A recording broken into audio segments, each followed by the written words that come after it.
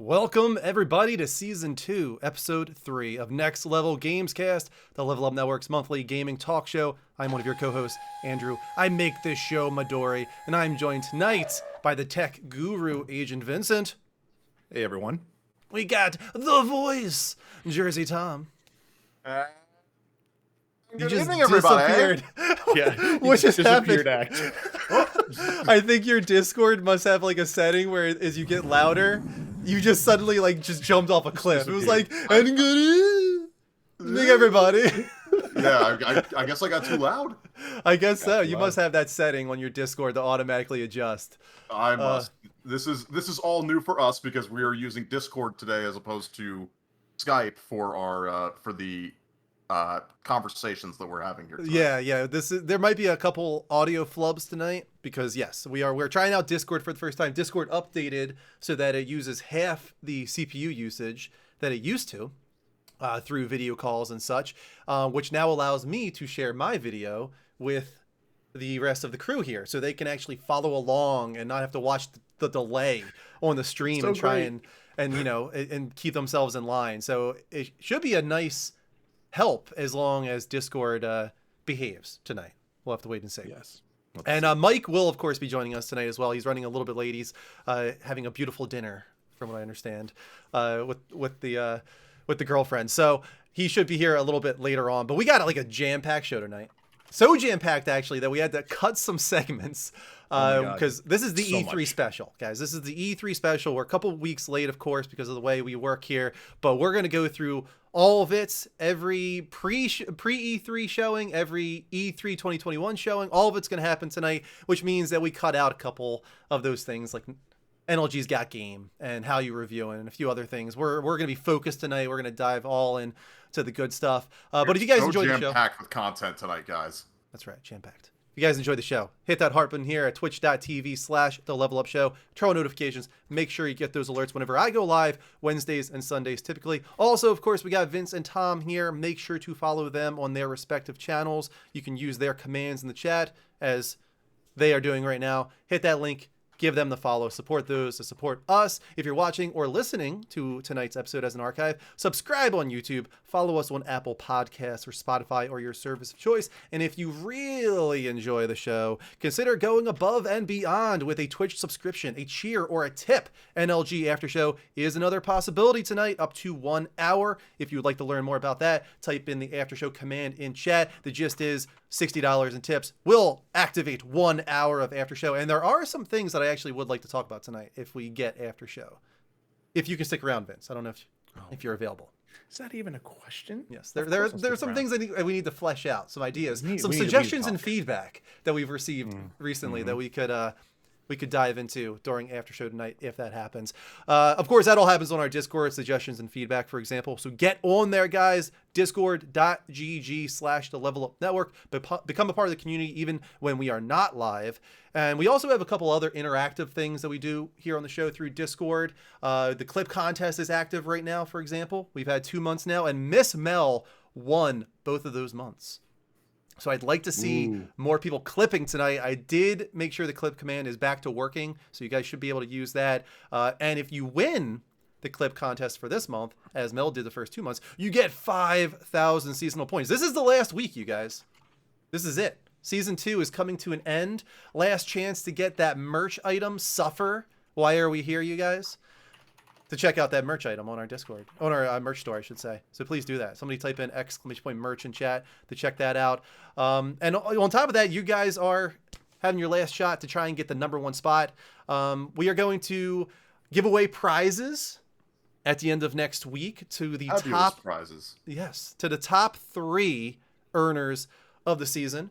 What we're going to do is a mug of your choice. It could be the new Next Level Gamescast mug that I just put up on there with the MGS logo. It could be that mug. It could be our standard mug. A mug of your choice is one of the options. Another option is a t-shirt of your choice. Anything that's active on the merch store. And the #1 will be a $25 PSN card. Ooh. If you would like that. That's your thing. Whoever gets first this season will get their choice of those 3. And that's the way it'll work. So if you would like to get the t-shirt instead of a $25 PSN card, that's totally fine. It's up to you. So if you guys want to check out, of course, your SP in chat, you know the command. Check out the top SP in the chat as well. See who's in the lead right now. But we actually need to talk about what is coming up in this next season. Oh boy. Of Next Level Gamescast. Let's start with that, actually. Season 3 on the horizon. Let me jump over to our full browser, see if I can show this off here. It's crazy to think about that. Season 3. Season Yeah, 3, you guys. we're burning through some of these shows Oh, here. that's We Vince, are. just big screen. Can I switch over to... Hi, guys. I mean, taking big over. screen Vince is what everybody wants. Let me switch over to my other Discord, because we have 2 Discords active right now. Where's my Discord at? There it is. Okay. That's a good guess, Terrence, but it's not season. It's not a Final Fantasy season. No, we did Final Fantasy. We already did that. Yeah, that was this time. season 0. Season beta. Season 0. Those Actually, early can I put access. Corner Skype up there? Beta. No, I can't. Okay. Okay, so here we go. Season 3 of Next Level Gamescast. Starts on July 1st, 2021. Goes to September 30th of 2021.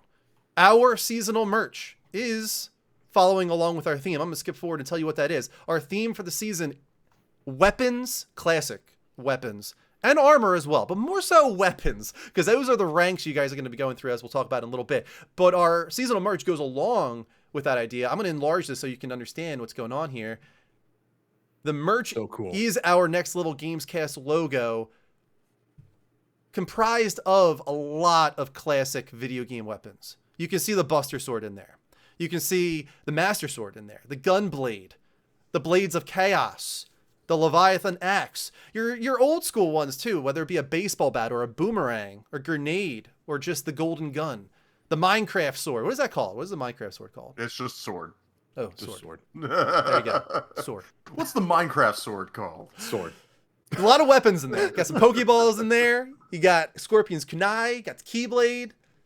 Got that Bloodborne. What's that Bloodborne weapon called? The one that he kind of like flips out and it becomes like that jagged blade, like a saw. But he can sort of like close it up and then he opens it. I don't know what it's called. Yeah, all It's the pretty trick badass. weapons. Yeah. That trick weapon he's got it. That's in there.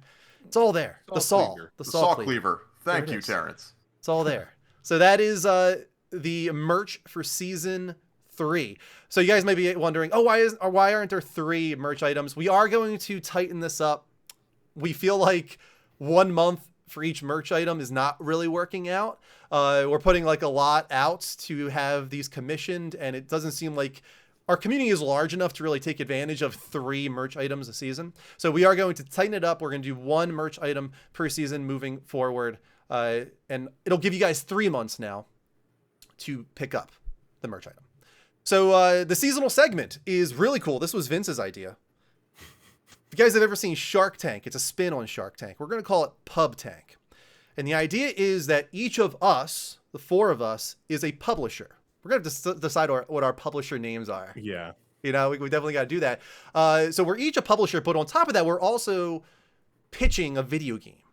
Specifically me, Vince, and Tom. Mike will probably be the odd one out because he often doesn't make it to the seasonal segment. So we're going to have to kind of flip for it at the beginning of the season to figure out who is going to pitch first. So let's say, for instance, I'm the first one to pitch. I'm going to come in with a AAA blockbuster video game idea. And I got to know it all, man. I got to have the ideas, the mechanics, a little bit of the story, maybe even the characters. I need to pitch this game to our publishers, being Vince, Tom, hopefully Mike as well. They have a set amount of money that they are allowed to invest in my video game in order to take a certain percentage ownership of my video game. And I'm going to have to either shoot these guys down or take one of them up for their offer, or maybe none of them offer me anything because they think my idea is shit. But that's the idea, is that that money, that pot that we have at the beginning of the season goes throughout the entire season. So if we spend all of it in the first episode because I've got the best idea ever, and they just blow it all, they blow their load on my amazing idea, then they might find out that Vince's idea is even better, and they've got nothing left to invest. So it's a spin on Shark Tank. We're going to call it Pub Tank, and I think it's a really cool idea, Vince, that you came up with there. Yeah. So I'm excited to jump into that. Moving It'll on be from fun. that, we got our redemptions. As I said, the season theme is classic weapons and armor. We'll have this new channel up on our Discord at the end of the night. You can click on this Google Doc to see all of the ranks of the season. But let me spout some of this off right now for you. I'm going to list some of the early ones. You're going to have the real classic weapons like a wrench, a crowbar, bats, bow and arrow. Those are like the classic early weapons. But if you get to the very end, you're going to have those iconic weapons like the Master Sword, like Ultima Weapon, Buster Sword, Leviathan Axe, Soul Reaver. Those real iconic weapons are going to be the top ranks of the season. So keep that in mind. Let's go into our community goal. If you guys can come together to earn 300,000 SP, what we're going to allow is something brand new, something a little different. We're going to allow you guys to vote on an expired merch item to make it permanent forever. Ooh. Forever. Forever, ever? So if you guys really liked that Suffer t-shirt from this month, after it expires, hit that jackpot, hit that community goal next season, and you can vote together as one to activate that merch item permanently. All right. And then collectibles, you can see we got a bunch of different armor here, and we're doing it in tiers of 5 this season. We're keeping it real tight. You can see even like the most common of armor only has quantity 5 this season. So tier 1, for example, being the Tanuki suit from Super Mario, Chozo Power suit, Praetor suit. Am I saying that right from Doom? Tom, you're the man. I think so. Is it Praetor suit? Do you know? Yeah, that is that's the Praetor suit. Yes. Praetor suit, Octo Camo, N7 armor. And then in tier 5, things like the Nano suit, Augmented Reaction suit from Vanquish, CMC powered combat suit from StarCraft, things of that nature. So the armor are the collectibles of the season. Moving on from that, we have a new way of doing bounties this season. We saw a little bit of a pullback on hunting for trophies, and we think that might be because you guys just feel a little too intimidated to hunt down those specific trophies that we're putting out there. So we're going to make this easier than ever for you guys to come together and hunt trophies. The only thing you have to do, literally the only thing you need to do this season to take part in trophy hunting community bounty is to sign up at psntrophyleaders.com. That's all you got to do. Just sign up on psntrophyleaders.com with your PSN ID, and then just make sure I have that PSN ID so I can invite you to the tournament. Because any trophy you earn starting on the first day of the season will be accumulated with all the other members of the tournament. And depending on how many people sign up this season, I'm going to decide, okay, what is the jackpot? What is the community bounty in trophy points that the 10, let's say 10 people sign up, the 10 of you need to hit. And then if the 10 of you do hit that bounty by earning any trophy you want, PS Vita, PS3, PS4, PS5, doesn't matter. Any trophy you earn will go towards the trophy points total. And if you guys hit that community goal, we're going to do a PSN card giveaway to the trophy hunters. It'll be between those that sign up. So make sure you get on psntrophyleaders.com and sign up for this season's community bounty. And finally, clip contest continues. All you gotta do is type an !clip in the chat. It'll post on our Discord, of course, as well. I'm gonna keep track. The team's gonna keep track of all the clips throughout the season, and the top clip that we vote on each month of the season, the person who clipped that will get 5,000 seasonal points, which is a lot, by the way. That is a lot of seasonal points. That can really make a difference in the top 3 at the end of the season. Who's going to get that $25 PSN card, or a t-shirt or a mug? Those are the things that can really set you ahead of the competition. Sounds like I'm going to be using my PS Now. That's a great point, King Kurt. A very good point. Yeah, for sure. So those are the kind of things you can do. Take advantage of PS Now as well. All right, I need to go back over to... I need to capture it first. I thought that... I was hoping that since I popped out Discord, that it would allow me to capture it both individually, but I guess it doesn't allow that, which is a little bit of a bummer. I'm going to have to go back to Vince's beautiful face. Where you at, Vince? Yeah. There you are. There's that beautiful face. There I am. Look at him. He's back. He's glorious. I'm excited. I'm almost excited to tighten things up a little bit because now, like this season, I created the logo for the weapons for the merch. Yeah. But since we are only going to have one merch item per season now, we really could put out a little bit more commission wise and do something really crazy. Maybe season 4, we like really come up with some crazy ass idea, even if it's a little bit of but a we're higher not giving away commission. season 4 just yet. No, season 4. Tom has that one, and he's got a good one. He's got a doozy for you. It's guys for exciting, season guys. 4. I can't wait. A lot of good stuff.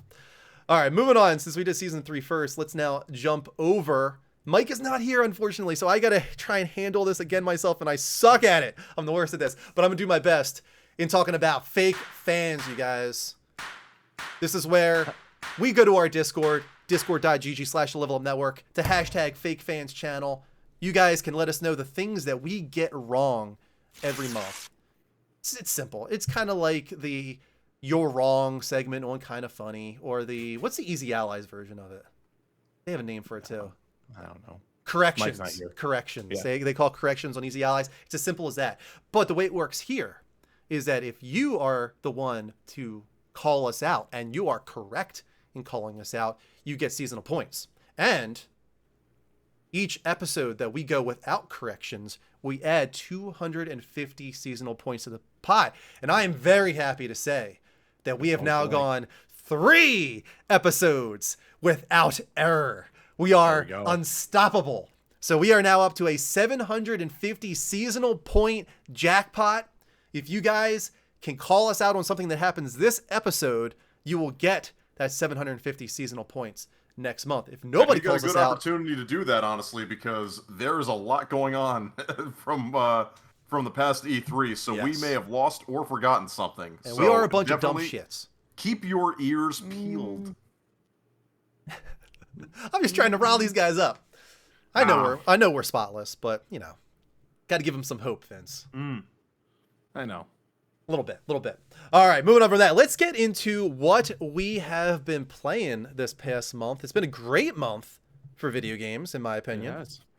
And for me, I played 2 different things. Finally, you guys, I have done it. I have played Mass Effect. And how'd you feel about that? How do you feel about reaching the end of that game? Okay. I don't know why it happened this way, and I really don't think it's because of the Legendary Edition being like a better version necessarily. I just think I was in a better mindset this time. It's funny how that can really affect how you connect with the game, right? Right. I think that's a huge part of it. Is I went and I was like, I'm going to be as positive as I possibly can this time. To anybody who doesn't know, the first time I played Mass Effect 1 several years back, I really, really did not enjoy it. I was just like, really? This is it? This is the game, the series everybody's been pushing me towards for years now? Now, granted, I will admit, everybody's like, skip Mass Effect 1, please just go right to Mass Effect 2. And I was the dumb shit who was like, no, I got to play them all. And it did really hurt the experience for me. I wasn't really connecting with the story in a major way. The combat felt super clunky.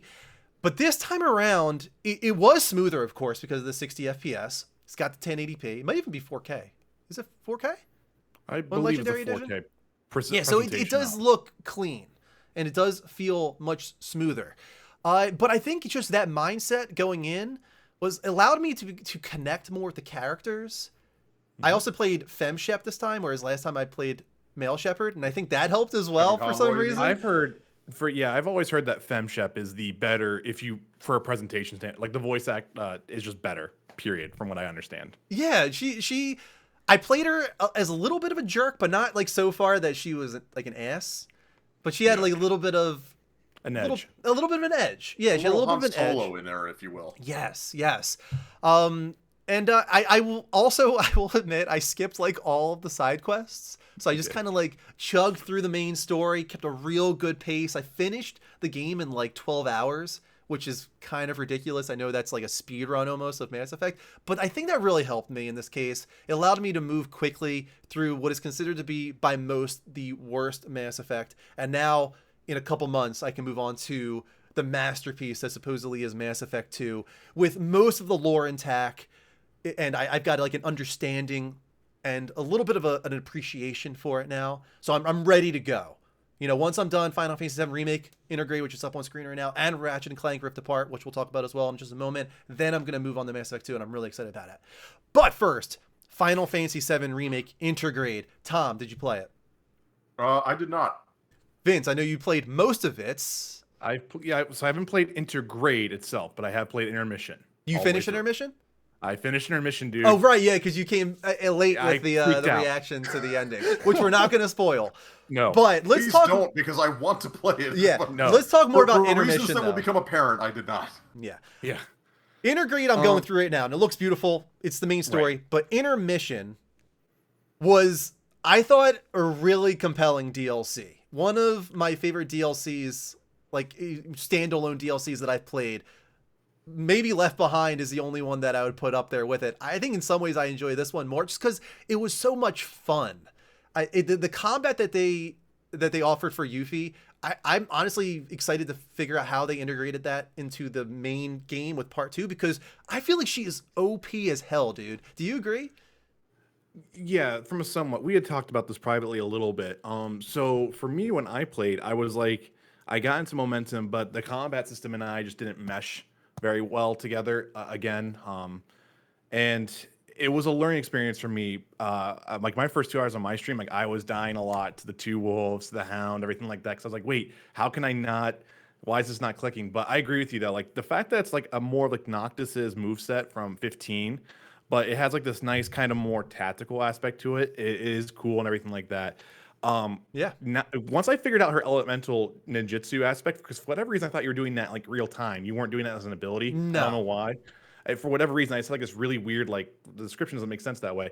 But once I figured that out, that's whenever I really started to click for it. But what's the best thing about what they did with this, in my opinion, is the team up, the L2 with Sonnen. Synchronized, That stuff is huge, and if they can incorporate that and expand upon that for part 2, could you imagine Cloud and Tifa doing something? Well, like that's the that? thing, right? Or- You have so many different combinations because Oh now my we got God, 5 it's characters. so cool. Actually, 6 Well, then- characters if you count Yuffie. So you have so many different. You can have Tifa and Cloud. You can have Cloud and Barret. You can have Cloud and Aerith. You can have Red 13 and Barret. Like there's Oh so my many God. different synchronized combinations you can do. What if you're able to sit? Like, what if you're able to sit there and actually like do like pairs of 2 at times, you know, and stuff What like if you that? could What if do? they We could do something- all 3. What if you could do a synchronized attack with all 3 of Oh them? my God! Doing something together. that.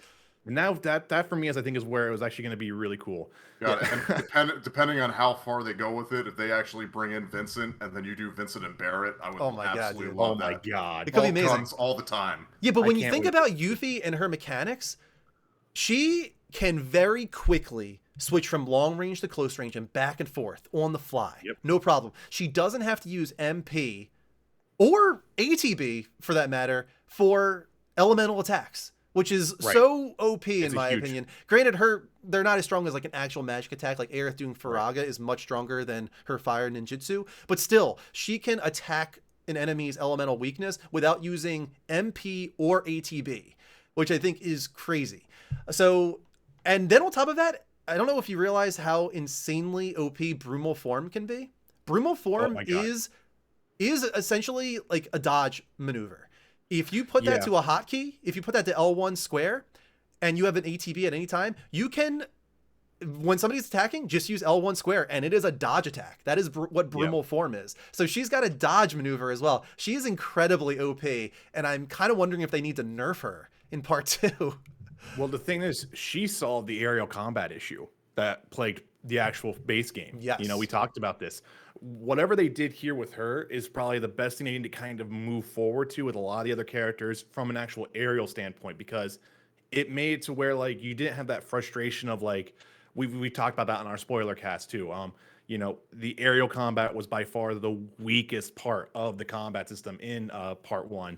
And I think in Intermission, they already kind of have the answer already kind of solved for it in a way. Well, here's the So- thing. I think as they go along, they don't really even need to fix Cloud and Tifa. Just have that be their weakness. Like that, they're not good at aerial combat, and it makes sense. They're close quarters combat characters. But Aerith, Barret were already fine in the original game because they have long range combat, and now you have Yuffie on top of that can switch very quickly between close range and a long range combat. So now you really have no excuse, especially if they allow party switching in part 2, maybe even Final Fantasy X style, where you can switch on the fly, bringing people in and out of battle. Now you have no real reason to complain about Cloud and Tifa's weakness in aerial combat because you can bring somebody in to That's what focus I'll on the agree with. aerial enemies. It's something like that's in place, and yes, absolutely, I agree Yeah. with that. 100%. I think they have a really great system in place to really have all the different enemy types a strategy for each of them, right? And I really think after intermission especially, this is by far my favorite JRPG combat system, without a doubt. It's easily in the lead for me. It works very well, and it's amazing how much this is better than 15.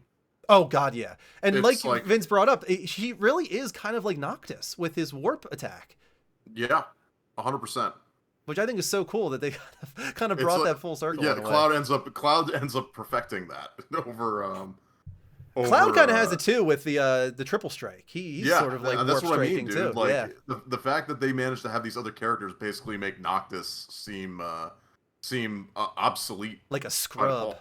Exactly. Let's talk a little bit about Yuffie just for a moment before we move on. I know for you, Vince, it's kind of funny to hear like the divide between the two of us. I know you didn't dislike Yuffie, but you thought she was like a little bit over the top or a little bit cringy. And me on the other end, I'm like, oh my god, I love this cheese so much. This is the best cheese.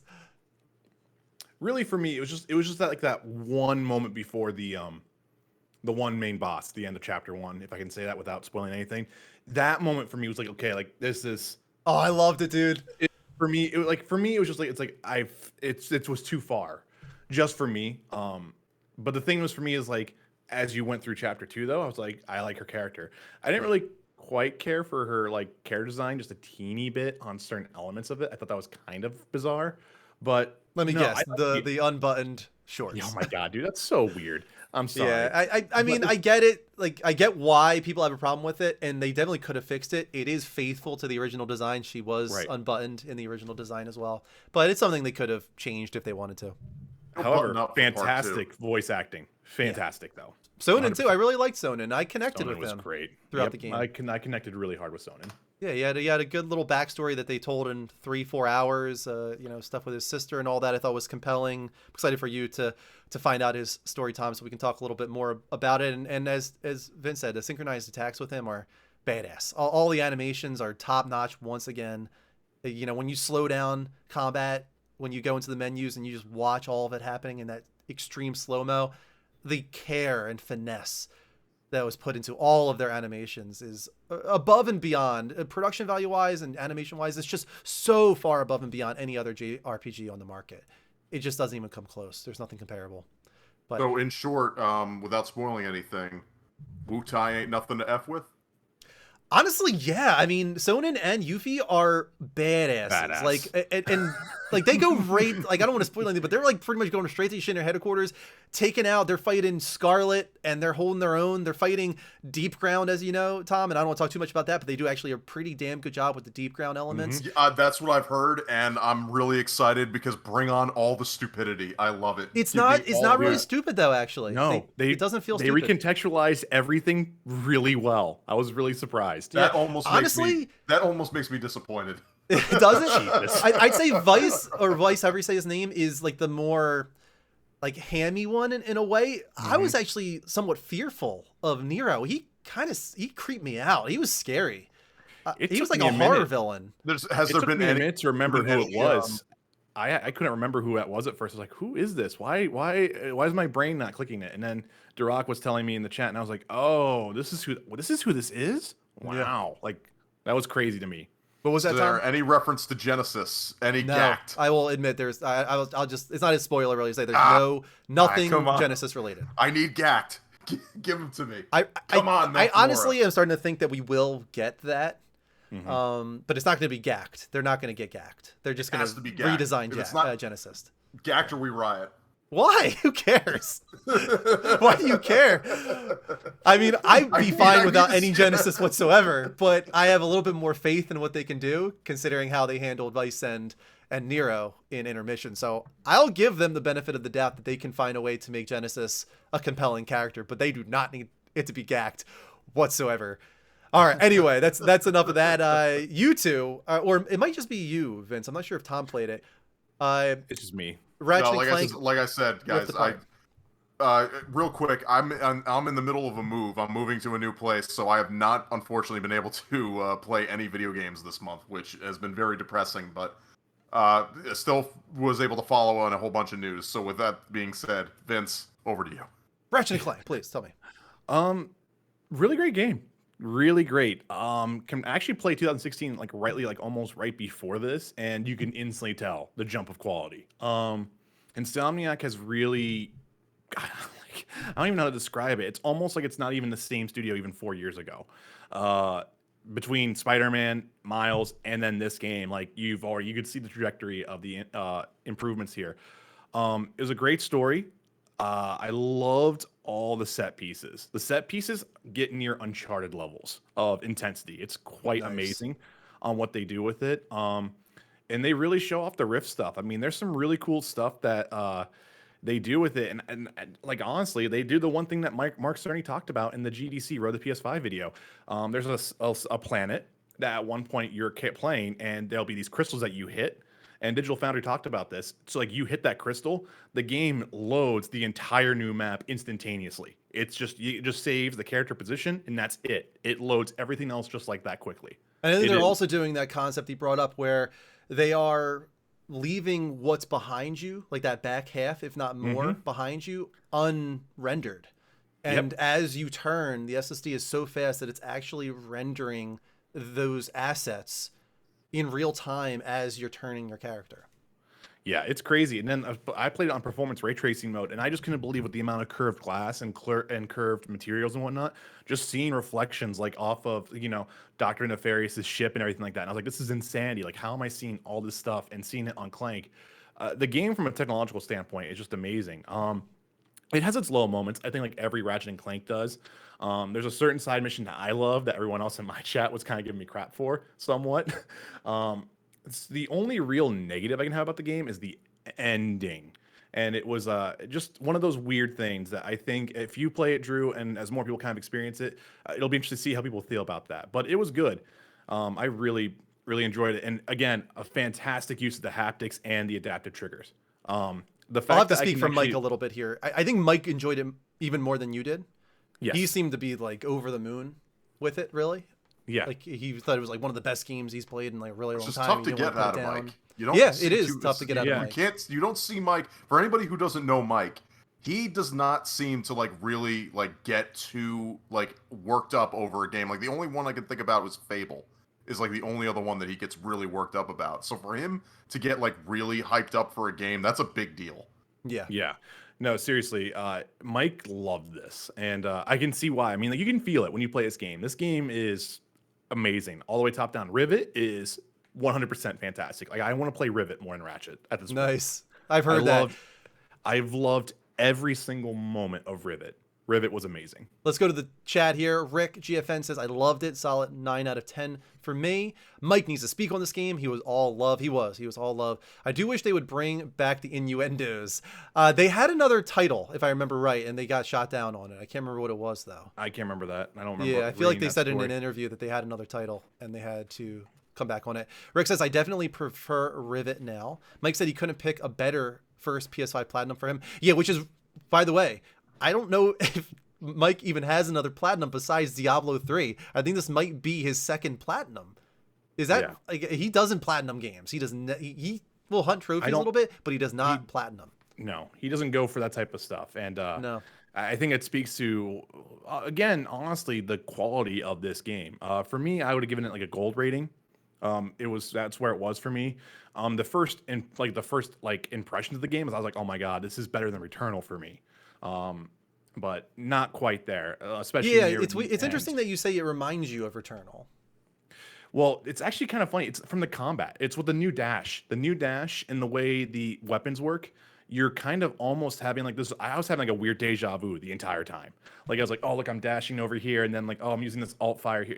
It was very strange. I was having like that type of like synchronicity almost with the game, and it was to the point to where like even for combat for me, it was just like, this is not difficult, really. But what difficulty did you play it on? I just played it on normal because I wasn't sure what it was going to be, and I don't like to go too hard for a stream because I don't want to be, frustrating or anything like that. I don't think I'll go to the hardest difficulty, but I think I will go the one above normal. Yeah, it's like Agent or something like that. 'cause Yeah. I think I'm Although I think Soldier. most people say just play it on the hardest difficulty if you are a avid Ratchet and Clank player, because normal is not difficult at all. Yeah, From and what I it's a lot of understand. these games too. I mean, I feel it that way. Like a lot of these games, if you're not playing on the hard mode, then at least if you're into the gaming culture as far as like we're concerned, then I feel like if you're playing anything less than hard, yeah, it's gonna be easy. Like I went back and played RE8 on the lower setting, and dude, I was like breezing through that. Yeah, it's one of those things. It was weird because I haven't really played Ratchet in a very long time. So 2016 was my first like Ratchet game in like quite a while. So it was one of those things I wasn't too sure on. Like I don't want this to be elongate out due to artificiality. You know what Right. I'm saying? It was one of those weird things. Yeah. But since we have a little bit more time, I do want to speak just very quickly on this because I also finished this out too. Because after beating Ratchet, I did a little bit more of a backlog blitz, and I finally played and beat Backlog Spider-Man blitz. Miles Morales, and wow, Yeah, man. just It's You were great, just right? going on a wow, full Insomniac kick. just wow. Like I could not believe that that final act in that game. Yeah. Yeah. I didn't think they would even remotely even top what the final act was from OG Spider-Man, and it was equal to me. I was like, this is intense. Denny said the same thing. He was in my chat there too. He was like, this is bone crushing. That fight is bone crushing. It Yeah, is dude, Yeah. it is, and it's like a hardcore sucker punch too because of the emotional ties to it, right? Like who Yeah. you're fighting, and I mean his game's been out for a while now. I don't want to It's say like weird, like flat out spoilers, but yeah. like she's not holding back at all. Like No, she's she's really going for trying it. to kill you. Like, and it's like this is brutal. Like who she is and like your relationship you have with her and what she's trying to do to you. It's like damn, like this is messed up. And then of course it has that final act what she does, but Oh my god. up until that So moment I was like beautiful. this is messed up, man. This is brutal and epic and bone crushing is a good word Yeah. for it. Yeah, Yeah, that was great. it's funny how much that and funny is not the right word for it, but it's interesting how much that fight is like we're all used to like kind of grandiose violence, but each one of those was like is visceral violence. It was just Hmm. like absolutely it was probably some of the grittiest like we're having a bar fight right now, and this is like not a dressed up one. Like, and I don't know how many people have ever seen a bar fight, but it was like one of those where it was I Yeah, just have like no. it was absolutely just like yeah. it was so impactful. I think it was you, Vince, What? that said it. You can see in both Miles Morales and now Ratchet and Clank that Insomniac has leveled up their set piece design in such a Everything. major way. Almost like the moment they became first party, or even like, They just stepped up. or were becoming closer to first party, like Spider-Man. It was like, oh, we gotta match Naughty Dog and all the others in their set piece design, and they did. They just leveled up their game to Yeah. be that first party echelon. Because I've always And loved Insomniac, but I feel like right. ever since they became first party, they are just like on another level now. It And I seems will like it. say, Do you feel like part of that is budget that they may be getting from Sony? Are they getting I like a think blank it's check to just do what they want, or are they? I sorry, Tom, I don't mean to interrupt you there. I No, do go think ahead. it's actually from the way it's always been talked about with Sony first parties, how they do network with each other. They do talk to each other. They do share tools. They do share solutions on that type of stuff. There's a team Right. that does that as well. And I think it's kind of mostly what it is. And I also just think Insomniac just kind of stepped up to the plate, really, in all honesty. Yeah. I think they made smart decisions. They've made smart game designs. And I mean, it's one of those things to where, like, Ratchet and Clank 2016, people don't realize was made in 10 months. I think it's By an a small astounding, team too. it's an astounding fact. Like, I mean, and that's from conscious planning on how you do that type of stuff. They And I are think one that's of the thing most that efficient studios out there, in my opinion. they are. I mean, we could be seeing Spider-Man sequel subtitle this holiday, like not this holiday, but like next year. We could be. We seeing honestly that. could see it at this rumored We Future could. of Gaming event that's coming up. We honestly could see It- Insomniac's next game there. It's crazy. And I do want to say There's one already last been little. things that we've been seeing. I don't remember if we mentioned that in the in our rundown, but we did see that they were already posting up job listings for Yep. For certain things. So We they're will talk Yeah, about that we will talk later, about that Tom. later. yes, we will talk about that Yeah. later. I do want to say one more thing. It is actually really cool too because with Miles, they did actually, I think, add in a Chadwick Boseman tribute at the very end of the credits. And it's Oh, really? like I was like the statement there. I was just kind of like, Oh, damn. Like, it was wow. Like, it That's was cool. little small. Like, I didn't tear up, but it was just like, yeah. wow. You felt It that in was your like, heart, like that gut punch, that yeah. heart punch. Mhm. Yeah. It's Yeah, like I it's get right you. after the first one that they have with it about like, we can always be greater and stuff like that. They do that one right after that. It's just like, wow. So That's if you cool haven't that they played added Miles that. yet, people, go play it. Yeah, without a doubt. I think it might be on sale right now. It is on sale for $30 or $50 if you want the Ultimate Edition. That will get you Marvel Spider-Man Remastered on PS5. Look at us just shilling Sony right Shilling. now. Sony, just come on, Sony just help me ponies. out. Where's my money, Sony? Where's my money? Come on, man. Don't worry, friends. There's going to be plenty of Xbox later in the show. Yeah, that is true. There's a lot Plenty. of Xbox tonight. Let's actually go to a short commercial break. When we come back, we are going to get into the level update. We're going to talk about all the pre-E3 stuff, all the E3 stuff. We're getting through it all. It's going to be really the entire show tonight. We're just going to dive into as much E3 discussion as possible and really just kind of grade what how we felt on all the different shows this somewhat awkward E3. Hold on tight. What? Far Sendor. We'll be back in just a little bit. Welcome back to Season 2, Episode 3 of Next Level Gamescast, the Level Up Network's monthly gaming talk show live on Twitch at twitch.tv/The Level Up Show on the third Sunday of every month, although not this month because of Father's Day, but typically the third Sunday of every month. Make sure you never miss an episode. Hit that heart button and turn on notifications so you get alerts whenever we go live with either variety gaming or talk shows. Do the same for Vince and Tom as well. Use their commands in chat for the links to their channels. If you're watching or listening to tonight's episode as an archive, hit the subscribe button on YouTube, follow us on Apple Podcasts or Spotify, and of course, become a part of the community even when we are not live on Discord at discord.gg/the Level Up Network. We do have After Show as a possibility tonight. We'll talk about Vince becoming the captain, potentially in the After Show, and his idea that was then forwarded on to me by My Dark Passenger for an intermediate show between Next Level Gamescast episodes. I'm not opposed to this idea, but we need to talk about this. We need to flesh it out and see if we can make it work. So After Show could be used for that tonight. If you guys want, type in ! After Show in the chat to learn more. $30 in tips tonight would be 30 minutes of After Show. And if we get a full $60, that means a full hour Vincent, myself in After Show, listening to some Final Fantasy music, maybe. And we gotta listen to some turtle music. We need some happy turtle music. Oh my tonight. gosh, turtle music. Please. We do. Happy. The happy turtle. It's so good, man. There's like 12 songs about the happy turtle. It's the best. The music for that remake is an Stellar. achievement. An achievement. An absolutely stellar soundtrack for a short little DLC. But guys, we got to move on. Let's get into our monthly discussion of the biggest gaming industry news. It is the level update.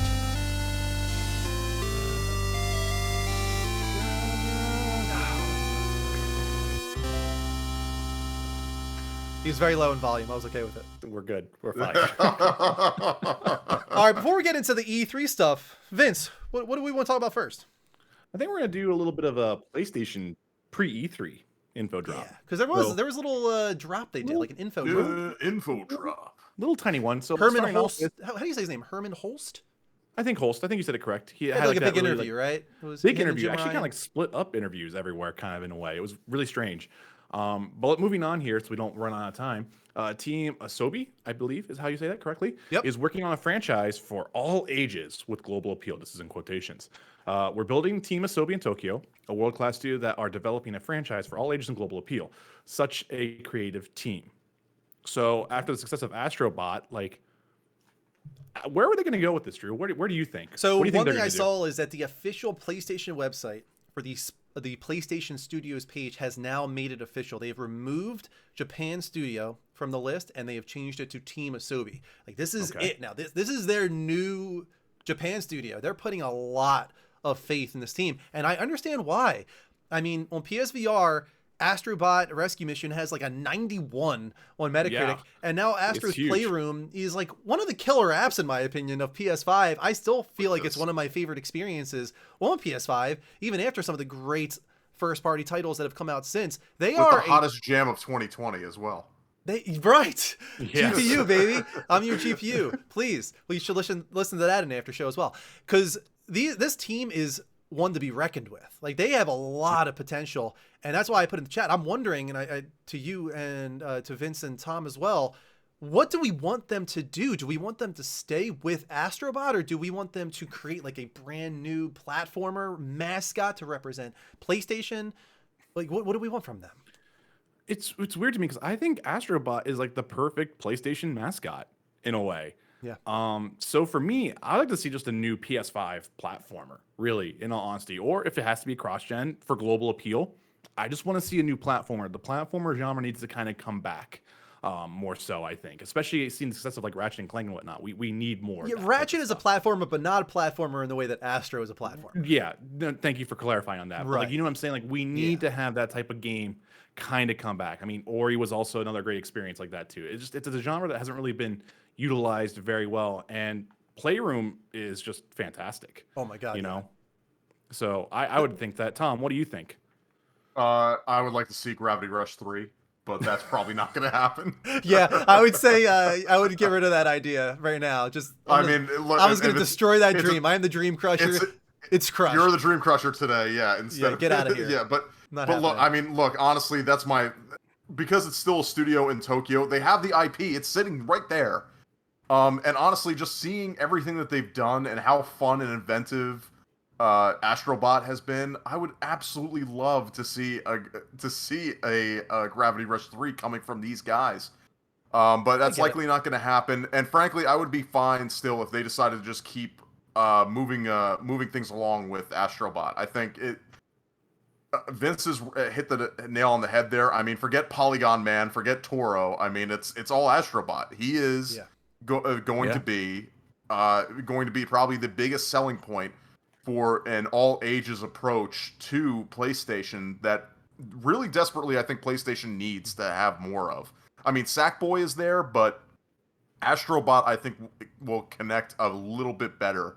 I mean, even my girlfriend right now is saying like how much she loves Astrobot and she wants to go back and play it because it's just such a fun, easy game to go. Yeah, my girls love them. And I would say my concern would be that they only do another PSVR adventure. Like, I don't want them to just go to PSVR and be the PSVR guys. I want Team Asobi to hopefully have two teams. If they want to do one of those teams on PSVR, that's awesome. But I think if they want to stick with Astro, I'm totally okay with that. But I think they need to follow what they did with Playroom and make Astro the character that celebrates the legacy of PlayStation. Because that is what made Playroom so much fun. Well, on top of having great music, great mechanics, great platforming, the celebration of PlayStation really is a lot of fun in Playroom. And I think that they could do like a Kingdom Hearts style thing with Astro, where he's just like traveling through classic PlayStation IPs and greatest hits and celebrating the legacy. And you could do that forever. I mean, there's just so much PlayStation history that he could celebrate. I think that they have a franchise on their hands if they go that route. That's my opinion. But go ahead, keep going. But moving on though, as you guys can see on the screen right here, really quickly here, Sony Bend is working on a new open world IP. This is a quote right here. Bend Studios is working on a very exciting new IP that they are very, very passionate about. They are building they are building on the deep open world systems that they developed with Days Gone. So I'm really happy for Bend Studios. This is Herman talking as well here, Mr. Holst. And it's kind of exciting. You know, I think we've kind of the idea it's a fantasy or open world is what we've been hearing. You know, Days Gone is dead at this point. We'll have to see what happens as they come back to it in the future. Oh God, there's the hot take right there. But you know what? Let's not take any more time on that one. Let's move on. No, I do want to take time on it. I'm sorry, I do want to take time on it. Yeah, take a little. I'm not done with this. I'm not done with this. God. Days Gone is a festering pile of shit that deserves to be thrown. No, I'm just kidding. Days Gone was fine from what I played, but I do think that this is a positive move. I think isn't that the problem though, Drew? I mean, with the quality of games that come out on Sony platforms, the fact that you have a game that's just fine, isn't that a disappointment? So it's what's weird about in context it is a little bit. Yeah. In context it is, and the thing is too, from what I understand, a lot of it too is after hearing what the studio leads were talking about when they left. I can't help but feel like that studio had like a really weird culture, and I think that you can kind of feel that in the game now, Tom.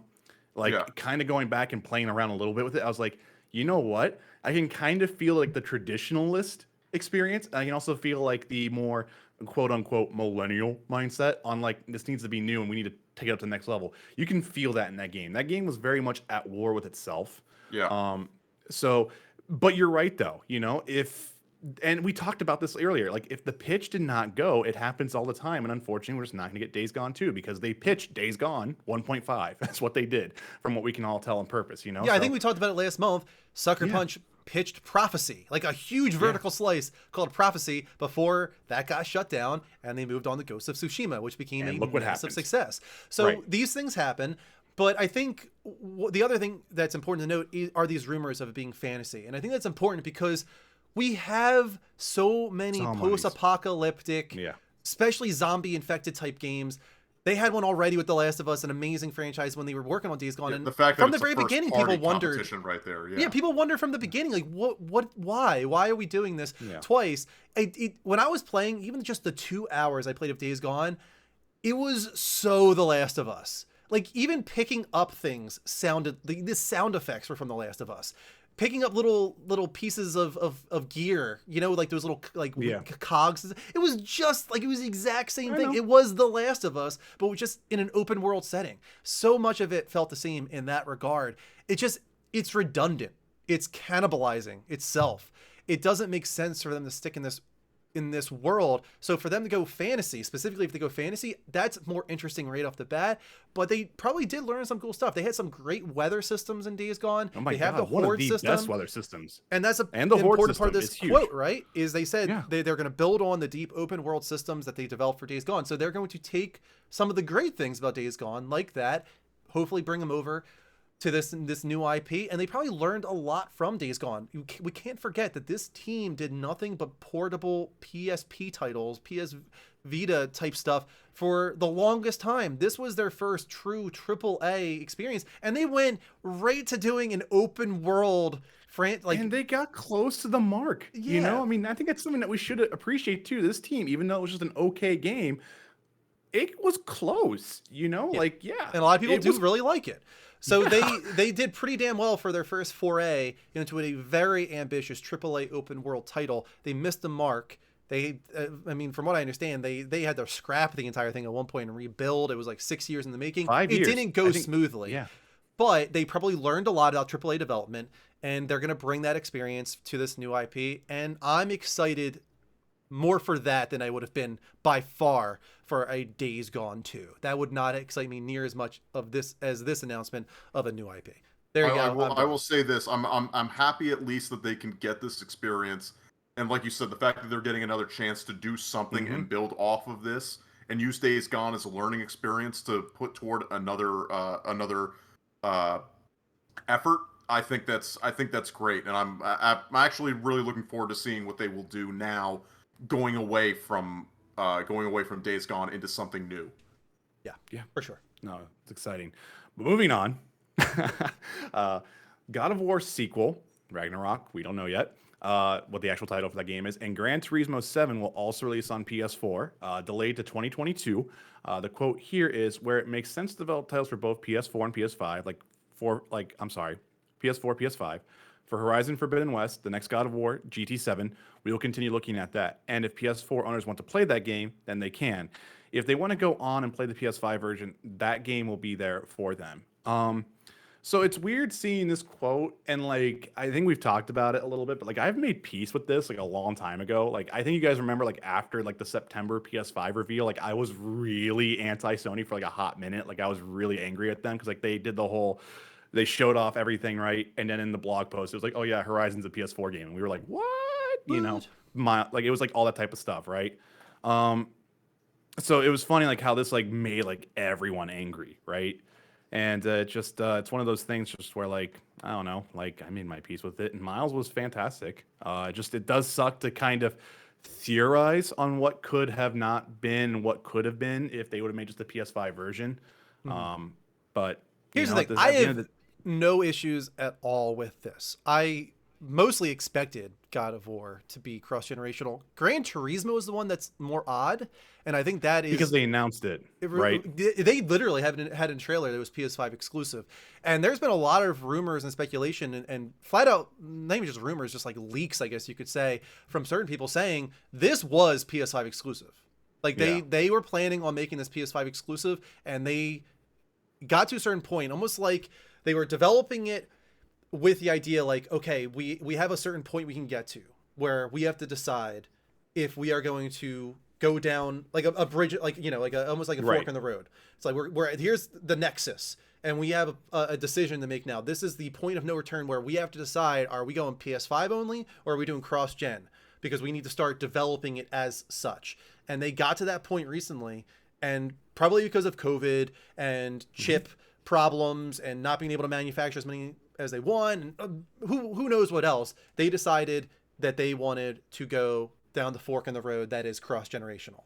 Sounds like God of War was pretty much always that way for the most part, at least until early this year. They might have had the idea of going PS5 only, but it's been a while now that they've been going cross-generational. But it kind of in the same route, there was a point where there was a fork in the road for that as well. And I wonder like how often that happens and we don't even know about it. Where we're like, oh my God, look at this game, it looks amazing. It's PS5 exclusive. And little do we know there was a possibility that it was also going to be cross-generational or something like that. And we just don't know. We don't have that information. Yeah, I mean, it's just one of those things we don't know. I think again, like what you said, Gran Turismo is the weird one, because even when we watched that reveal, we were both like, this seems like the cross-gen one. Why is it like we even called it out. We were like, why PS5 exclusive? Like, it just seemed like it's cross-gen, you know? So it's funny, that didn't bother me, but God of War was kind of a weird, like, weird. I think a lot of people think about God of War and how the first one was trying to do it in like the one shot, and for that reason you were going into like almost like an in-between dimension when you were traveling between realms. It was like, oh no, we don't have to do that. It's going to be seamless, like Ratchet and Clank Rift Apart, where you just travel through like this hole and then you're in the other realm, and there you go, you're done. And what could we do in set pieces with that? What if we had a set piece where you're literally fighting a boss through realms and going from realm to realm seamlessly? People think about those kind of concepts, and it's like, yeah, that's really exciting. But here's the thing.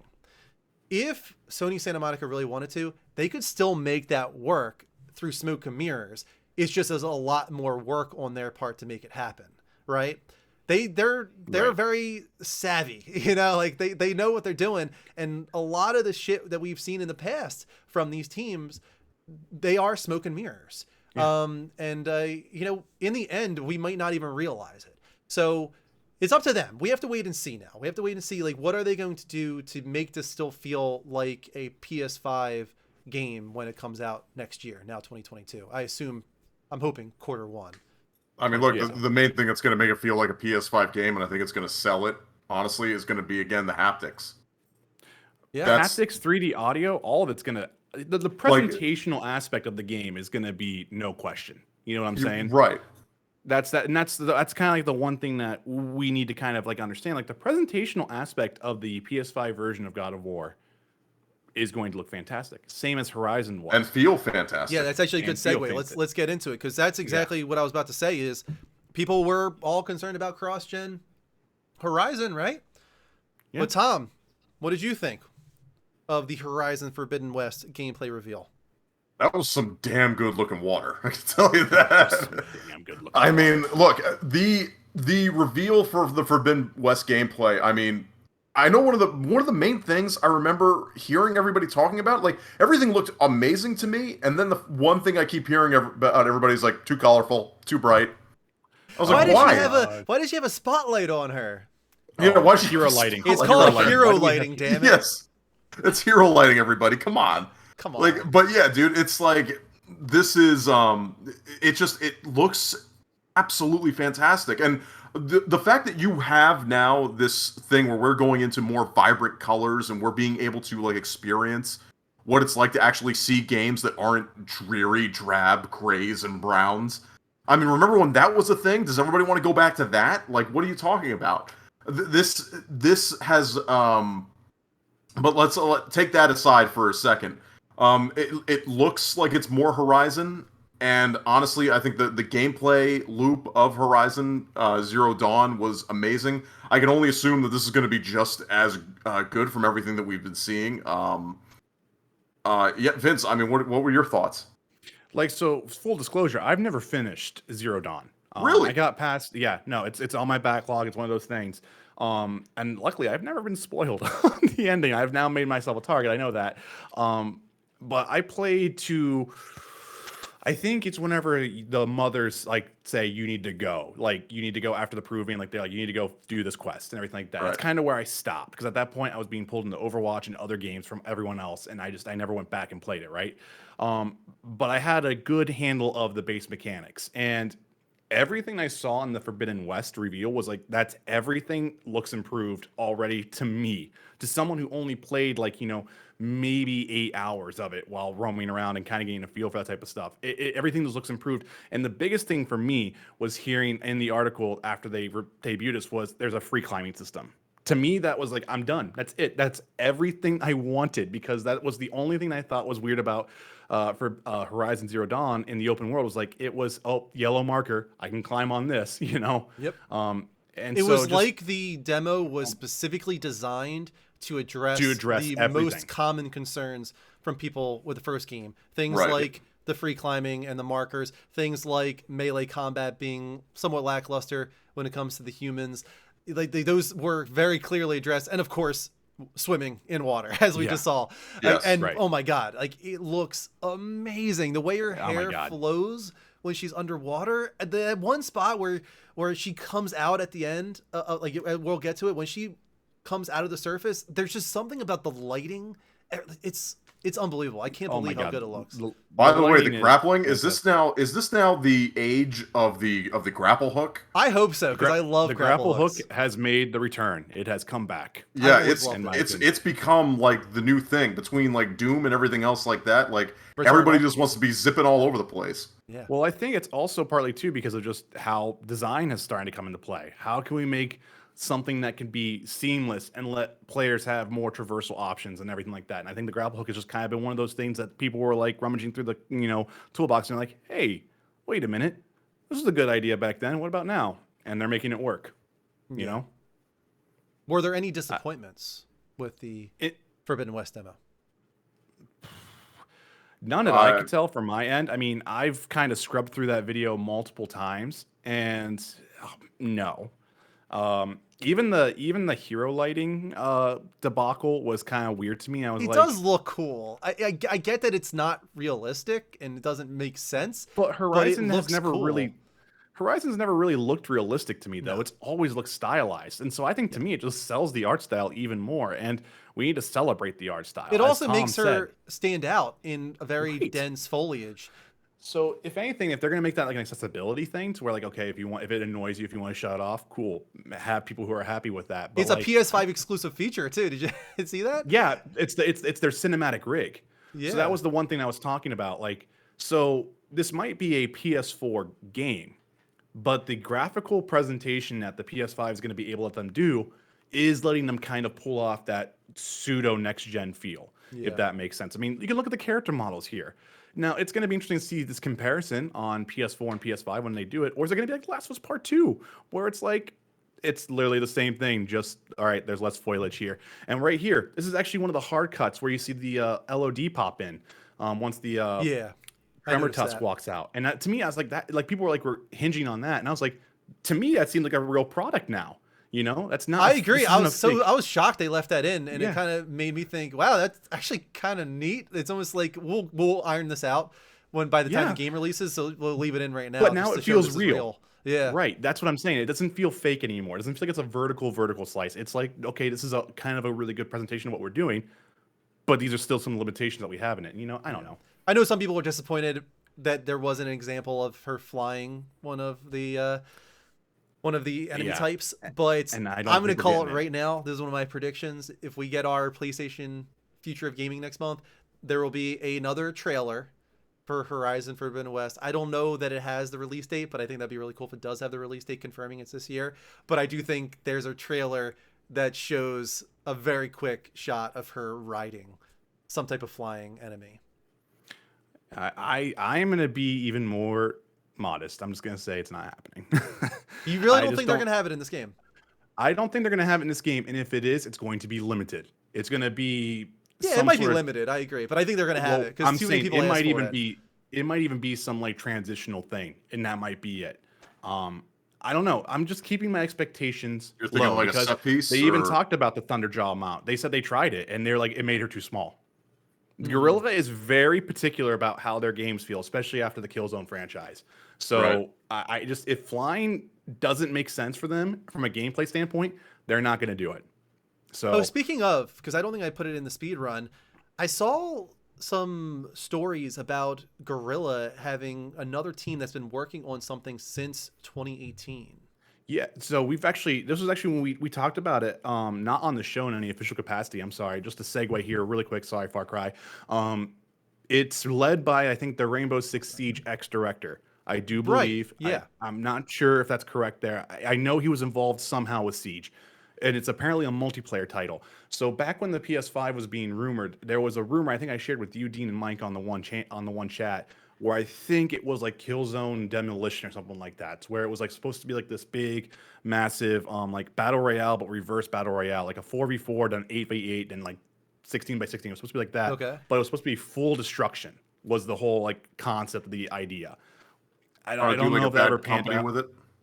Yeah, but it was like that was like the whole point was that like you'd be doing like your basic multiplayer match with like at one point like your 4v4 Tom would then evolve into an 8v8 because like a wall would be broken down and like Right. they would dynamically sink in people and like this next thing the firefight would Huh. get bigger and bigger and Right. bigger. Like there's like a situation where you have like two separate lobbies going at each other, and then yeah, all of a sudden both of those matches That's actually kind of converge. a cool concept. I'd never Yeah. thought of anything like that. I like it though. But again, I don't know where that panned out. I don't know. I mean, it's one of those things I see all the time. Like, you never know where you see or read someone that's like real or someone making stuff up in their basement, Yeah. stuff like that. But anyway, that's what it Cool is. So we idea, do- and you should probably pitch that, Vince. Yeah, that should be your pub tank pitch. That's a cool Plug idea. tank pitch. Let's see what happens here. Anyway, going back to you, Tom. Tell me about Far Cry 6. Oh, Far Cry 6. What isn't there to talk about Far Cry 6? There was a lot of Far Cry 6 this There was panel. a ton of Far Cry 6. And look, I'm happy. Like Far Cry seems to work on this thing where they draw you in with like a big celebrity name or like the personality, and then they show off the gameplay. And it just honestly, is it just me? And honestly, guys, tell me this: do you feel like this is going more toward like Just Cause in its prime?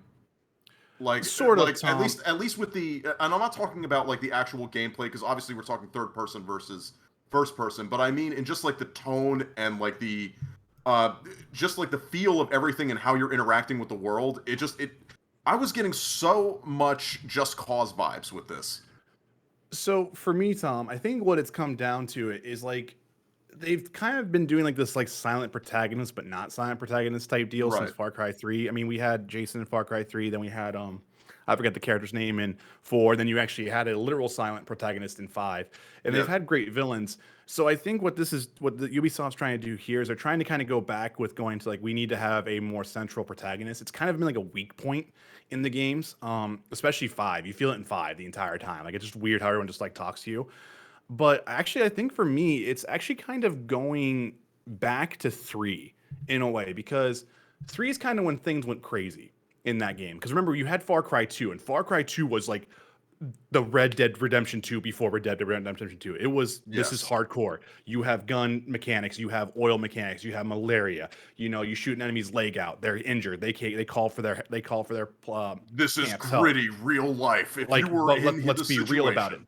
There's Yeah. like very little fast travel in that game. It's very hardcore in its description on how it does its systems and everything like that. They even did that whole wildfire system that they built from scratch in that game. Yes. So All I great just think it's ideas, very poor execution, gameplay. very poor execution. So for me, from seeing from Far Cry 6, I don't think it's like Just Cause. It's more kind of going back to 3, if that makes sense. And that's you know what, that's fair, because honestly, I felt the same kind of way where, look, I remember Far Cry 3 was the first time I thought about Far Cry in a while, and I remember Right. playing it with my brother Danny, and we both just like sat down and we were just like, yo, this game. Like, I know Voss was like probably the big like draw to like go in, because he was such an interesting and very charismatic villain that they were showing off. But the fact that when you played that game and it just felt like you could literally do everything, like with the wingsuit and everything else that you were able to do with that, like everything just felt like you just have like a blank slate and you can just go nuts with everything. And this is the first time where I feel like watching a Far Cry trailer since 4 and 5, where I literally feel like I could just do about anything. Yeah, that's the same feeling I get with this too. And especially with the creativity they're doing with the weapons, they're kind of doing like that. New Dawn kind of like let them do this. I think not Fallout New Dawn. Jesus, it's kind of funny how it's like that. But Far Cry New Dawn did that whole scavenged weapon type deal, and having this Yes. Macarena gun in Far Cry 6 Yeah, is a the really cool CD idea. gun, it looks amazing. I hope that there's more than just the Macarena. I hope there's other things in there, but that's So fantastic. everything from what I saw is that the customization that they're doing with it, they're kind of bringing something from Breakpoint, from what I understand, but it's going to be junk. Like it's going to be, oh, here's your pistol, but do you want to add like this weird like laser sight that like shoots sparkles and everything? Like there's stuff like that apparently in this game that they're kind of doing. It's unsurprising. I mean, especially because one of the things that they showed off before you got to that point.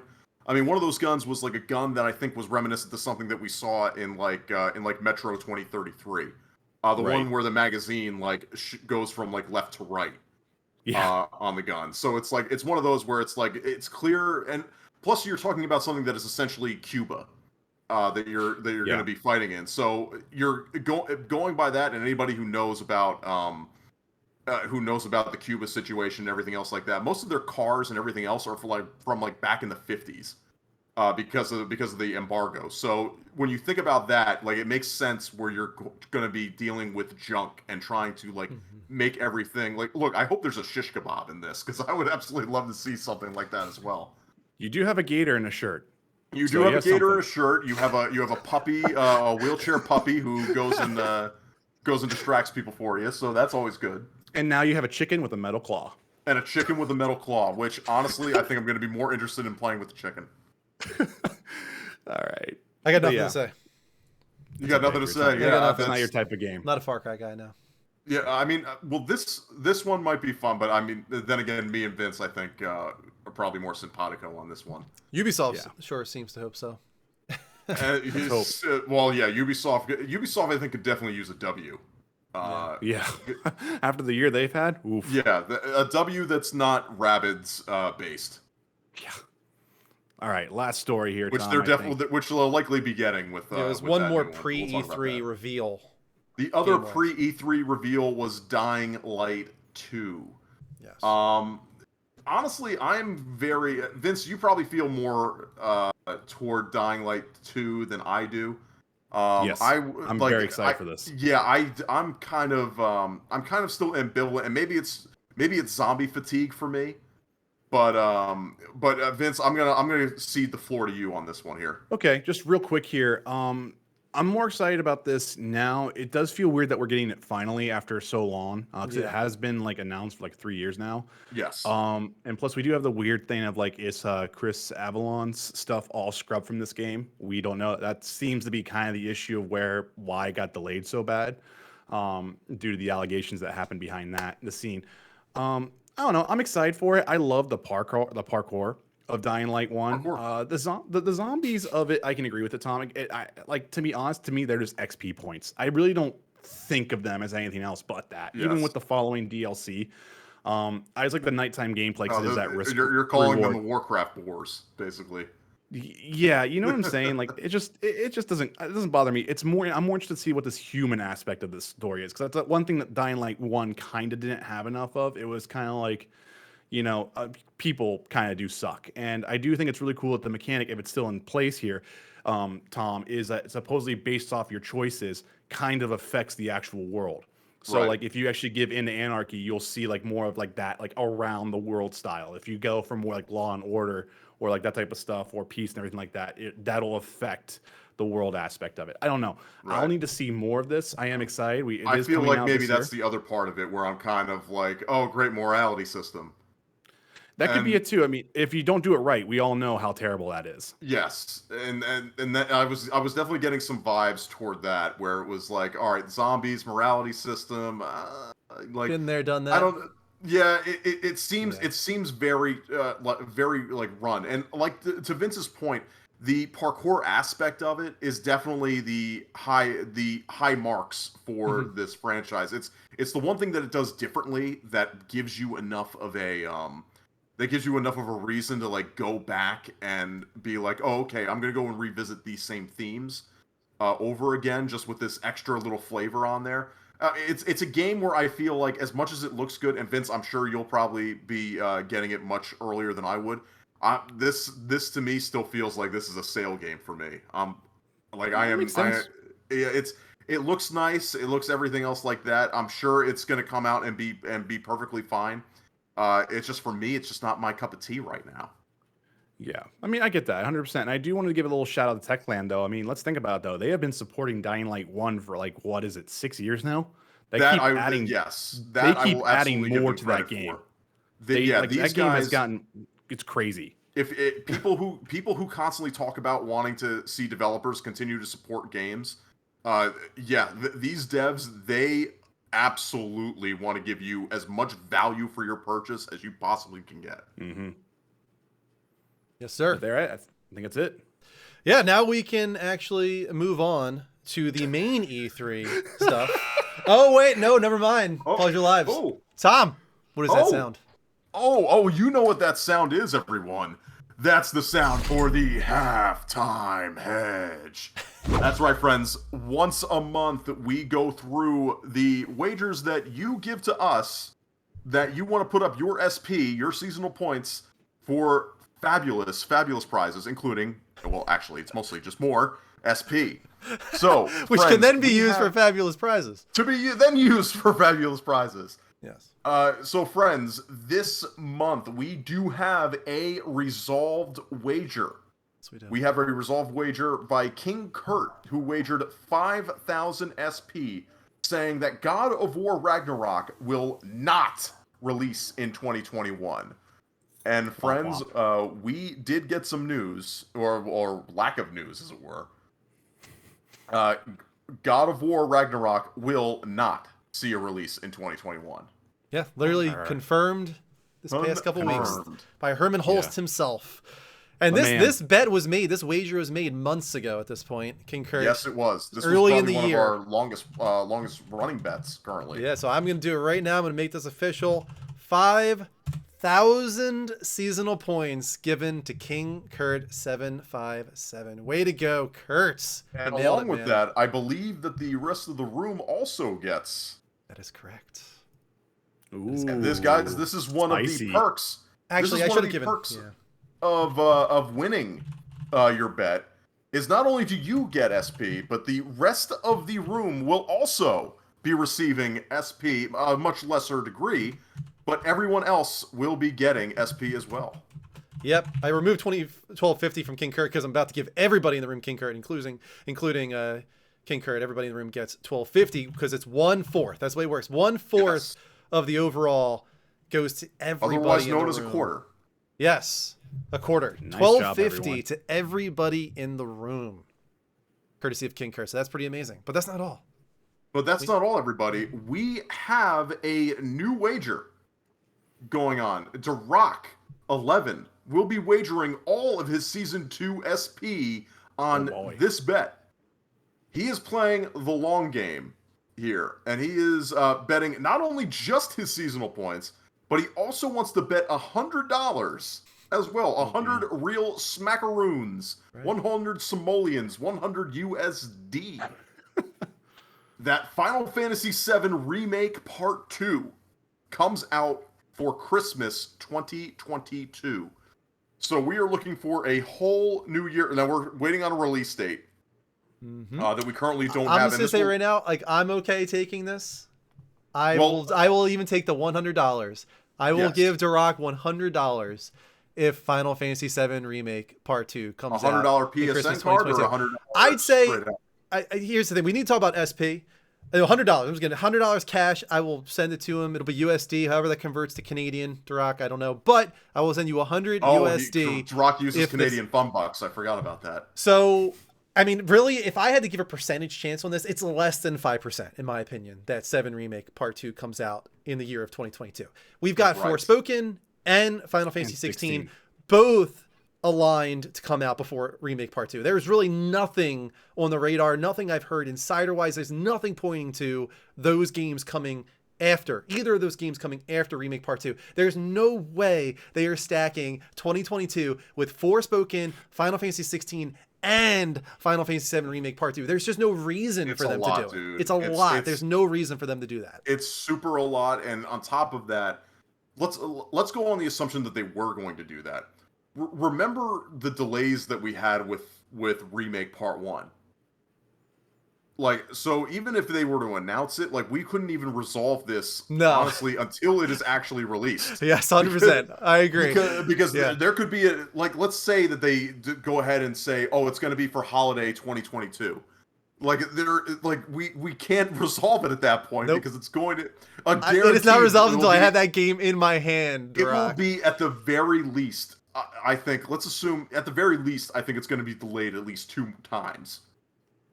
Like, that I don't know about that. I honestly could see them getting it right, but in my opinion, they're not going to announce the release date for this for a while. If I had to say the most optimistic, I think it's holiday 2023 is when this game comes out. That's my optimistic approach. Yes, with the expectation that I had, as I've been saying, that it's going to at least probably get delayed at least once or twice. Mm-hmm. So I think it's even going to be pushed back. I think it can handle a holiday release. I think it can go toe to toe with holiday releases. And I think that they could get it done by 2023. I think there's definitely potential in that. The one thing to keep in mind is that they've actually grown the scale of Part 2, if insiders are to be believed. Yes. According to insiders, they were so happy with the sales of Part 1 that they upped the scale of Part 2. So that could mean that it's even further out. Who knows? But it could just mean production value-wise, not necessarily scope as in how long the game is or how many locales it covers, but just production value in general might have been upscaled. But that alone can add time. Considering the way that 7 ends, Remake ends, I mean, there are certain things that are going to be thrown in there potentially that could really up the scale. Just wait until you see that intermission ending. Yeah, I'm waiting on it. Yeah, I'm waiting on it, man. It's good stuff. I've heard things, but I have not actually seen, nor have I been spoiled on what exactly happens. Like Trish is like, that's like $1 million. 100 USD is $1 million Canadian bucks. Is that the way? Is that the conversion? Yes, that's the conversion for that's like that's a million loonies or whatever you guys call it up there. Trish bucks, Trish dollars, Trish bucks, Trish dollars. I'll give you 100 Stanley nickels. So here's the question. I don't know that I feel comfortable saying all of his seasonal points, because Darak, would you mind typing in !SP in the chat right now? I kind of want to see how much you have right now, because we're very close to the end of season 2. So this will be a good gauge on how much you're betting SP wise. I am very confident that this will not happen, but he probably has tens of thousands of SP right now. He's got 46,619. That would just completely break season 3 or 4 or 5 or 7, whenever this is resolved. That would just break the season if he suddenly wins and gets 48, 49, 50,000 seasonal mad points. Rush to see who can get the highest tier of prizes for that. But I would be willing to make this the largest bet ever. The largest we've had so far is 10,000 for Derek for me finishing Mass Effect by the end of March 2022, which is still ongoing. Yeah, still ongoing, and I'm still confident in my abilities to complete that series before April of 2022. I think I would be okay going even higher than 10,000 for this. But not a lot. I think so, because honestly, this is I think balls. The odds of this happening it would have to be a perfect storm of them being able to actually get all of this in and ready to go by holiday of next year. Yeah. And then something happening with the production of those other games that you have mentioned, where it wouldn't be so conflicting with other things. Here's what I'll say. How about this? He's going to be around 50,000 SP by the end of the season. How about, let's go with half of that. How about 25,000 seasonal points? I was going to say half. I think that's fair. 25,000 seasonal points to Rock. Will you agree to 25,000 seasonal points? And $100. And $100. From my pocket to you. Yes. If you from Drew's pocket. You're taking food out of Drew's kids' mouths. Okay, good with that. He's going to put it in the books, Tom. Putting it in the books. I'll type it up friends, in the outline here. Remember, if you too would like to make a wager, please go to our Discord and go to the Halftime Hedge channel and place a wager. Now, the wagers could be about anything, guys. It could be about something as personal as Drew finishing the Mass Effect trilogy Very or personal. the Legendary Edition. It could be something that's a little bit more longer term, like The Rock did, or something that's a little bit closer, such as a new game releases review scores. It could be anything along those lines. So really, it's the world is your oyster, and we will try to work with you on your wager and try to make it work for us and for you. Because the house, as much as we love to win, we also like to see you guys win as well. So, guys, please, once again, go to the Discord, go to the Halftime Hedge channel, and place your bets there, friends. Yes, Drew, back to you. Back to me, yay! Back to you.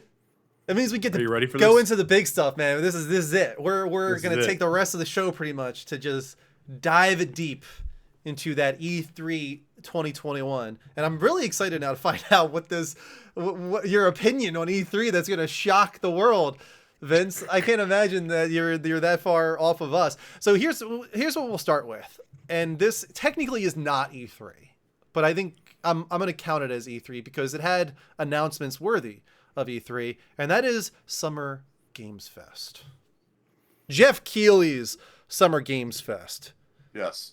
Noted Before friend we of even get Hideo into Kojima, Jeff Keighley. Before we even get into the lineup here, how'd you guys feel about like the show, the pacing of it, the production value? Do you guys enjoy Summer Games liked Fest?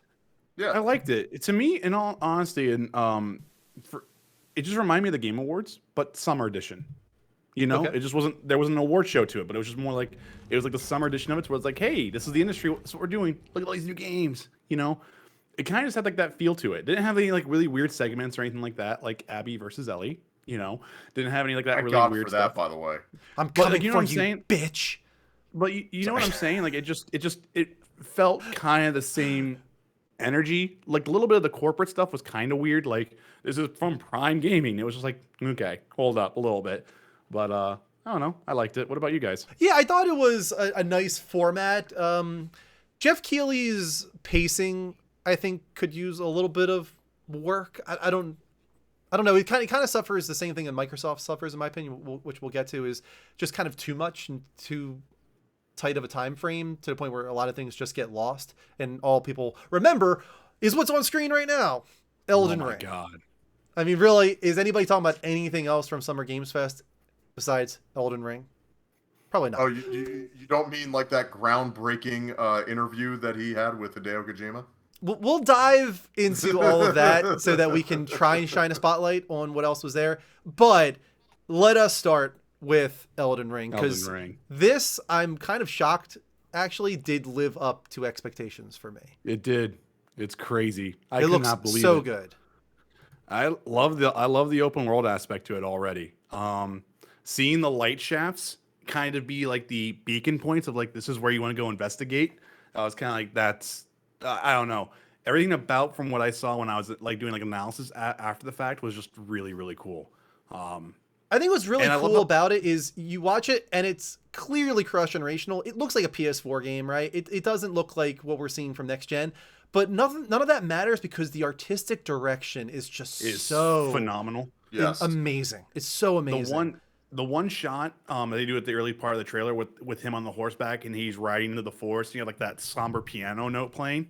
Mm-hmm. Oh my God, I love it. Just the amount of foliage and the amount of color you see from a From Software game is just like... I was worried originally about them going open world, right? Because I really enjoyed what they turned their structure into with Bloodborne and Sekiro. So for them to open that up wider, I was just worried about them losing the pacing and the structure that they've kind of nailed with the past couple games. But watching this, I think I get it now. I think I understand what they're going for, and I think it really could work amazing. I like that it's an ox and not a horse. It looks like an ox to me. Yeah. And it's not even just that you're using it for traversal. It is essential to combat as well in a lot of ways. It has a freaking double jump. You guys notice that? The ox has a double jump. I was like, what the hell is this? The boss battles, the number of boss battles they showed off in that trailer too. I was so shocked by it. I was like, man, how many boss battles are going to be in this game if you're showing this many in the trailer alone? And all of them, just the enemy design, the combat design, it looks like top notch from software. It's going to be a banger, man. I think that game is going to kill it. I can't wait. Especially if they hold that release date. Oh my god, that's an early. Yeah, do we think that they do? I do. I'm thinking delay, but I don't know because I'm hopeful. I'm hopeful for the release, but I don't know, dude. I think it's just me, probably being more pessimistic that the idea that they're likely going to get a delay. I just think the game just disappeared off the face of the earth, and then we get that reveal like that, and then it's almost a full year away. If anything, it would be a minor delay, like what Remake did, like a month. You know what I'm saying? Yeah. It wouldn't be anything crazy. It wouldn't be like January to November, like what Cyberpunk did. It's not gonna do something like that. Yeah, that's something to remember. Go back to Remake for a second here. Tom, any release date that was out there prior to that original March release was rumors and speculation. The first official release date they ever put out was March, and then the only delay they had was like 1 month. So they actually were pretty close with 7 Remake Part 1. And a lot of the reason that people think that that delay happened was part of the leak, the demo, all that kind of stuff that happened very close to release. It sounds like it messed them up. They might not even have had a delay if not for that. So they may not have, but in this post-COVID world, where I mean, I can't even say post because we're still in it. I'm still like, I don't know, like every single game that comes out with a release date, I just feel like they're gonna come out and say like, you know what, guys? Plus, we're still early in the PS5 generation. And with this being and some of these games potentially being cross-gen and everything else like that, I just feel like a lot of these games are going to see some sort of delays going forward. And I think it's just something that we do. It wouldn't be surprising that their initial release dates are going to be like their ideal. But I think each one of these guys are now pricing in the fact that their game's going to be delayed a month to 2 months at least. Right. So we started with Elden Ring, even though that was actually the final thing that they had in the show, and that was as you said, that was said to be the reward for people sticking around to the end, which is kind of a cool thing to do, in my opinion. What actually was early on in the show, and I think might have started it actually, is what's on screen right now: Tiny Tina's Wonderland. I'm not a Borderlands person at all, but this seemed to be like probably the second most exciting announcement for a lot of people, especially in our community that likes Borderlands. Anybody here? Tom, Vince, Borderlands fans? I'm a fan of Borderlands. I'm a fan of the story. I feel like this is interesting because I did play the DLC that featured Tiny Tina's like little Dungeons and Dragons DLC that she had, and it feels like it's going to be more of that. Unfortunately, we haven't seen any gameplay, which is also part of it. I feel like it's likely just going to be more of that DLC essentially, which is fine. But again, it's like very, very fine at the end of the day. And Tiny Tina, like, yeah, she's obviously gotten a lot of. It's clear that Gearbox is wanting to push her as more of a mascot potentially for the Borderlands series because of just how much she got. How much play that she got in 2 and then in 3. They're really trying to push her as much as they possibly can, which may get grating because her character is very one note. Do they try and release this? There was no release date on that, right? There was no release date for it. No. Yeah. It's not. There's no way this comes out for the movie, right? I don't think so. I don't think so, but. It definitely that would be a weird combo, to be honest. Honestly, it would be a weird combo. You are correct. But it definitely to me feels like it's something where this almost feels like it's going to be one of those like Borderlands 3.5s kind of situations to me. Yeah. I don't know about you, Vince. Do you feel like this is going to be a full price game? Because I don't. I'm sorry, I just don't care. Yeah, I hated. I'm sorry for my camera blurring out there because I got out, but I disliked my time with Borderlands 3. I had a blast playing with Mike. I had a blast playing with Mike. That was the best thing about it. But when I did not have Mike in the room with me, I did not enjoy my time with Borderlands. Right. Is it like are any of those guys still playing Borderlands? Because I remember how hyped they were. Mike especially. They were so hyped for Borderlands, but I feels like nobody's talking about it now. So Mike and I have talked 3, about yeah. Borderlands 3 that like for Mike, Borderlands 3 like ticked him off story wise. Like he got, you know how Mike is. Yeah. You get him pissed off about something like that. It's really hard to win him back on something like that. And that's kind of where he dropped it. And I think he's always wanted to go back and he just hasn't had time, unfortunately. But like we've talked about that like a lot of times. Like I hated 3's narrative structure the entire way through. Underscore says early 2022 for Tiny Tina's Wonderland. I'll be curious to see if they hit that. Yeah, Cool if they did. I would be as well. that'd be I a quick mean, turnaround. But to Mike's point, yeah, the story in Borderlands 3 just seemed very it was not great. The twins were not, and the problem is that you go from a high of Handsome Jack, and now you're going to the twins, and it just like nothing really, nothing I felt really just connected to anything. It just didn't grab you in quite the way that 2 did. Yeah. 2 I could go back and play all the time because it's such a fun experience. The story is great. 3 is just 3 just doesn't really grab you, I think, in the same way. Maybe that has to do with what's his name? Birch's writing. Maybe it's him. I don't know. Let's move on though to what I would assume is a considerably exciting announcement for you, Vince. Mm-hmm. Death Stranding director's cut. So this was a classic Kojima trailer here, but it seems like what most people are focusing on is not so much that it's Death Stranding director's cut, but why does this trailer feel so reminiscent of Metal Gear? Like what is he trying to say here? In this, and in combination with like Konami refollowing Kojima on Twitter and shit like that, is there anything to that, you think, Vince? I mean, we've seen weirder things. I have seen insiders have claimed that apparently the relationship is repaired by somewhat, Sony, by the way. In part by Sony. Thank you, Sony. I have no idea. Sony really wants more Solid Snake. The thing that's crazy for me though is just this trailer in itself. Like it points to so many homages to it, like the vent, the way the homages. Sorry, you know I can't speak English. Shush. Anyway, you know what I'm saying though? It has like all those types of moments, and this whole box aspect is even more. It's so Kojima. It's like frustrating because like you're sitting there going, okay, what does the orange mean? And like, you know, there's this whole like actual like culture thing of like this huge box that has like 10 oranges in it. What? But it's also fragile, you know, handle with care. Like, you know, there's another saying about that too. Like, is this the Metal Gear franchise? And he's like, is he handing it off to someone? And like, you know, oranges / mandarins in that culture, like, you know, if you give them to people, it's a sign of good luck and good fortune is apparently what I read about that too. And then you have Sam jumping in the box too. So it's like, you know what? This is like Kojima. Is he not going back in that box? He's giving that box to does feel really else. symbolic. I agree. There's something all here. Strange. It's all strange. And the thing that's more exciting though is like, it's still more Death Stranding, and it looks like we're getting expanded stealth gameplay, which I'm 100% more about. Exciting. Like going into terrorist camps, and like the cool thing about this, it's really cool. Is think about that, Drew. You've played the game as well. You know, think about like mechanics where you're going into a base and now you have to pick, like, I have nothing on me. How much stuff am I taking out of here? And can enemies like see like the crates? Like if you have like a high stack and they see that type of stuff? I don't know. It's really there's something to really that. cool. I agree. There's something to that. I mean, I think ideally a director's cut for me would actually be a cut where he takes shit out and improves the pacing. Smack yourself. I think he could really tighten up that game to tell a more condensed story.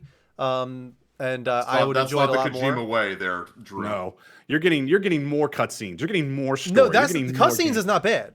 See, you're missing the point here. What was great about Kojima in the past was there was nothing left that was superfluous. What was in you know the Metal Gear games of 1, 2, 3, and even 4 to a certain extent, all that I wouldn't do away with any of it. Even the 1 hour long cutscenes, I love them all. But in Death Stranding, you have so many side quests and things that you feel like you have to go on that take you off the path, and it's just all feels like padding in the same way Metal Gear Solid 5 felt like padding. And I say even both of those, Metal Gear Solid 5 and Death Stranding, have even missions that they force you to go on that feel like padding, which is really the cardinal sin, is when even the forced missions feel like padding. So I think that is the problem I have with Death Stranding, is they could have tightened that game up a lot, and that story could have been told in such a better way. Because You might be getting that wish, to be honest. You might be. We don't know what the actual details. Well, yeah, that's what I'm are. wondering. I Let's be almost real. wonder if he could improve upon the pacing And in you some know, way. the other thing too that again, it's weird because like at the same time, you also really didn't like do like that social aspect of that gameplay for like. So for me, I was burning through side missions like that because I had the infrastructure. You know what I'm Right. saying? So it's one of those weird takes, like not weird takes. I didn't I'm sorry, really but do it's the like one of side those, like, missions. I chose not but to. you know what I'm Yeah. right. But you know what I'm saying? Like that to me, I never felt like padding because like to me, it was kind of all centralized together. I was building roads and doing this and everything like that. So it worked for me. But I don't have to strap into anything, guys. There's no way in hell I'm playing this. So no, I don't expect you to. You don't have the time, to be No, honest. You no, really God, honestly no. don't have the time. I'll be playing it though. So if anyone wants to I come see will me, likely also be playing it now that the Or watch director's Tom. cut will be going in. Watch Or Tom. watch me. Be him. sure to watch me, everybody. You've already watched Vince play that game. Real quick though, guys. Vince, you're talking about all the symbolism of the oranges. Did you hit on the more like the nose of this, like the actual like real connection? Go for it, Tom. The fact that like the boxes in MGS2 specifically are labeled the orange. That's true. That is true. I mean, the boxes are known. At least it's a known advertisement on the a fake brand advertisement on MGS2. Yeah. Where I all forgot the about boxes had the orange on it. Like people Yeah. sell tote bags of that logo. Yeah. No, that's a good point, Tom. There's something there, maybe. That's what I'm most excited. I'm most excited to see what is the details on that. And plus, here's the other thing too. This DualSense controller with Kojima is going to be an astounding experience. Oh, I agree with that. Yeah. Oh my god, 100%. I can't wait. Yeah. He's gonna do Moving awesome on. things with that controller for Death Stranding, and I want him to be making another PlayStation exclusive besides Death Stranding, so that he can go all in on the controller. I'm hoping that there's more than just his Xbox game, because I'm almost positive that he's doing an Xbox game. I'm hoping he's doing a PlayStation game as well, so that we can get his take on the DualSense. So we'll kind of fly And through a little bit here. If there's going to be an actual repaired relationship, and if PlayStation's leading the way, I certainly hope that if there's any MGS game that will come out in the future, that obviously Kojima will have a very big influence on what happens with that. Yeah. Moving on. Not happening. Call of Dark Duty, Passenger. Black Ops, Cold War, and Warzone. Yeah. That doesn't sorry. matter to me. I'm just gonna keep going. Honestly, we had keep Among going. Us had a new mode, hide and Among Us. seek. Yeah. Among Us is still pretty big, I think, right? So Yeah, it turns like out the the hide and kids seek. still like Among Us. I Continue. like the hide and seek aspect of it. That'll be fun. I think that should be like a thing we try to do maybe once again. I think this is Back for Blood here, right? Yeah, I loved my time with the alpha, so everything about this has me excited. I can't wait for more of it. Yeah.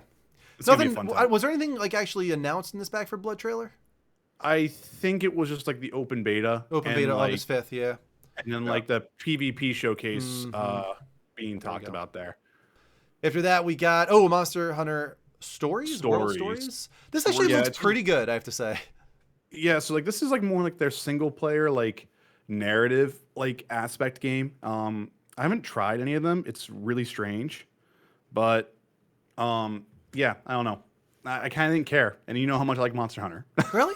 I kind of like Yeah. the vibe it has myself, more so than other Monster Hunter. I don't know. I kind of like the more cartoony approach, actually. But anyway, It's a nice way for them to expand the Monster Hunter story. IP to like a new to like a different type of audience who's not necessarily in it for the big Monster Hunter, like the OG Monster Hunter experience. Fast and Furious. Is this still happening? This game, Yeah, this that was- Fast and Furious game? Oh, No, is this was that in Rocket Rocket League. League?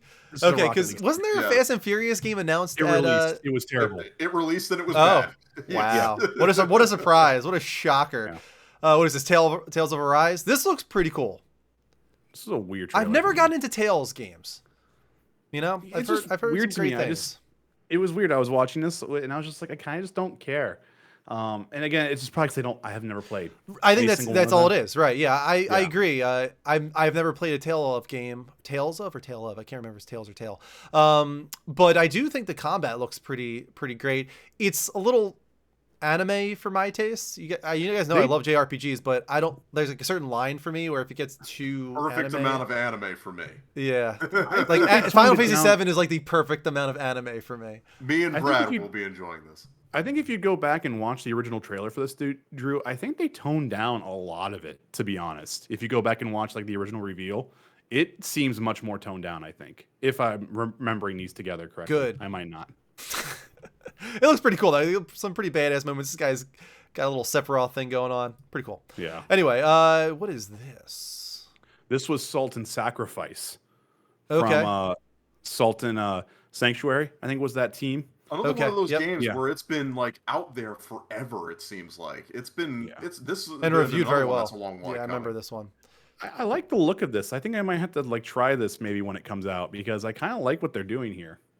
There's some good indie stuff in here, and I'm sure we'll get to it in a little bit. A lot of great indie What stuff. is this? Endless Dungeon is what this is. This was a weird trailer, I thought, but this would be a fun game. I think this is like more like a me and Mike game, in Yeah. a way.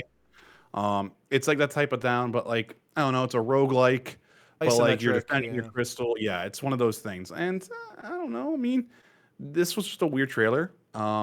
But like they I said, it's showed- good to have a spotlight for these games. I feel like Yeah. that's what Summer Games Fest is a spotlight for a lot of smaller titles. And like we talked about earlier, Elden Ring was placed at the end to force people Rule. almost in a way to Yeah. watch and see and learn about some of these games that a lot of people aren't typically going to learn about, so that it's on their radar at least. And then Elden Ring was the reward for that at the end. Yeah, we had Overwatch. We had the new this isn't Overwatch, Just but the Paladins. this is Paladins. They kind of reminded me of Overwatch because we had the new Yeah. designs. I know and this isn't even in the trailers, but we had the new designs for Sombra and Baptiste. Baptiste. Yeah, I actually like Baptiste. the new designs. The new designs look great. Sombra looks amazing. Yeah. What do we And this pre-rendered was footage. yeah, and this was I think Jurassic. Oh, Jurassic World. Evolutions. I Yeah. liked the first one. I had a good time with that. Did a couple streams with it. Yeah, I like those types of games. Maybe not. I haven't streamed any of them. I don't think, but I like them. This was a weird reveal, though. Can we all be real though? Like this whole Jeff Goldblum bit was just really awkward. Yeah.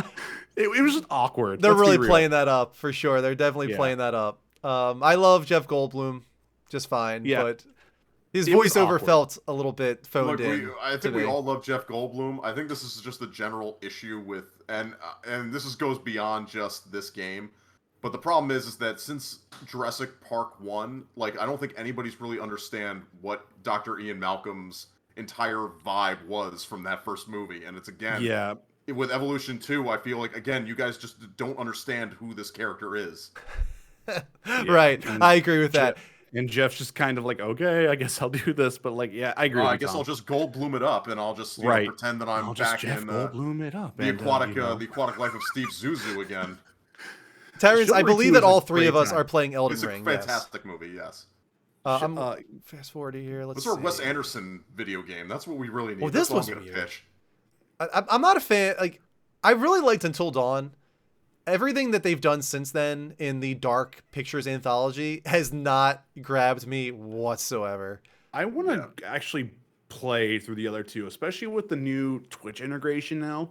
To where like you can actually like even on PS4 or anything like that, you can actually have like your chat like actually like affect choices and whatnot. I like to try to do that again. Stranger Things integrated. Ooh, here we go. 2 Point Campus. I like 2 Point Hospital. I did one stream with it because I I got need to through play a bounty on Twitch. I had a great time with it. It's a great simulation. And this one looks to be even more fun. They're just taking all the great aspects of university life, being real over the top, quirky, and cartoony with it. It looks like this. If I could get this for a cheap price, I would actually do a couple streams with this. Maybe. I enjoy these kind of Feels games like so much. more Sims than even 2 Point Hospital did. Yeah, maybe. Yeah, but this one's on my radar for sure. 2 Point Yeah, Hospital. I like those types of games.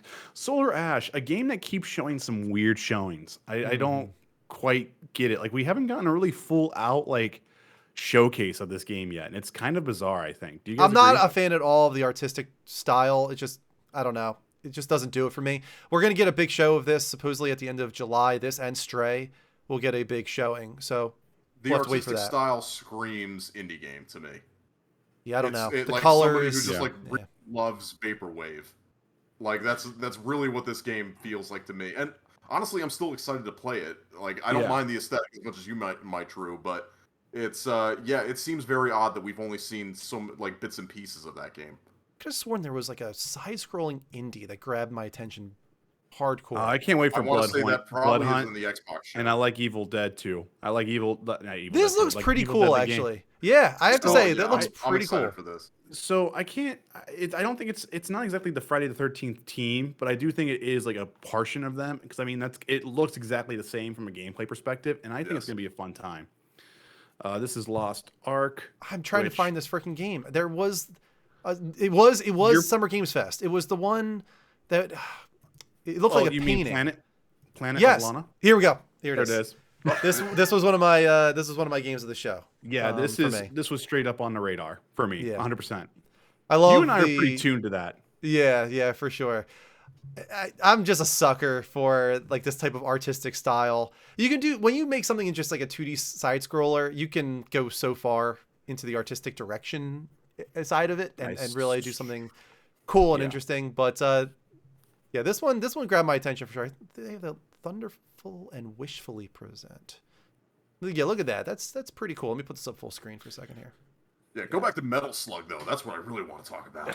I will say though, that little cat monkey, whatever, that thing better not die, or there will be riots. We'll see. Yeah, I know. You know they got to feel it right. Yeah, they're just leading up for that thing to die, Vince. You know it is. Look at that. I like looks right great. there. It just looks good. What's it called? Planet of Lana. Planet of Lana. Yeah, that one's one of the ones that stuck out to me for sure. And that's, of course, the one they say for last in this.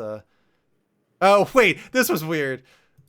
Freaking Near Automata in Fall Guys. What the hell? Yeah, because that's exactly where 2B deserves to be. That is not at all what I was expecting. No, for sure. No.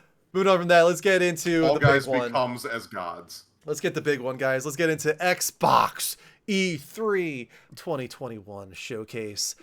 Expectations were high, very, very high expectations. We were saying that they could have a good showing and it would still be disappointing because of how high expectations were.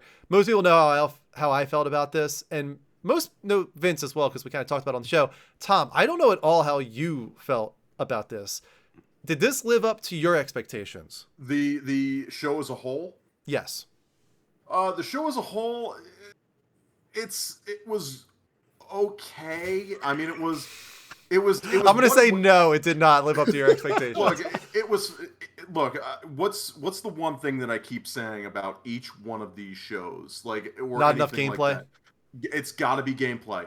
If there's no gameplay, I don't care. Unless you're announcing something for the first time, then I care. But if we're just gonna see more of just like, oh, here's a CG trailer, here's a little teaser, like the Starfield thing, like.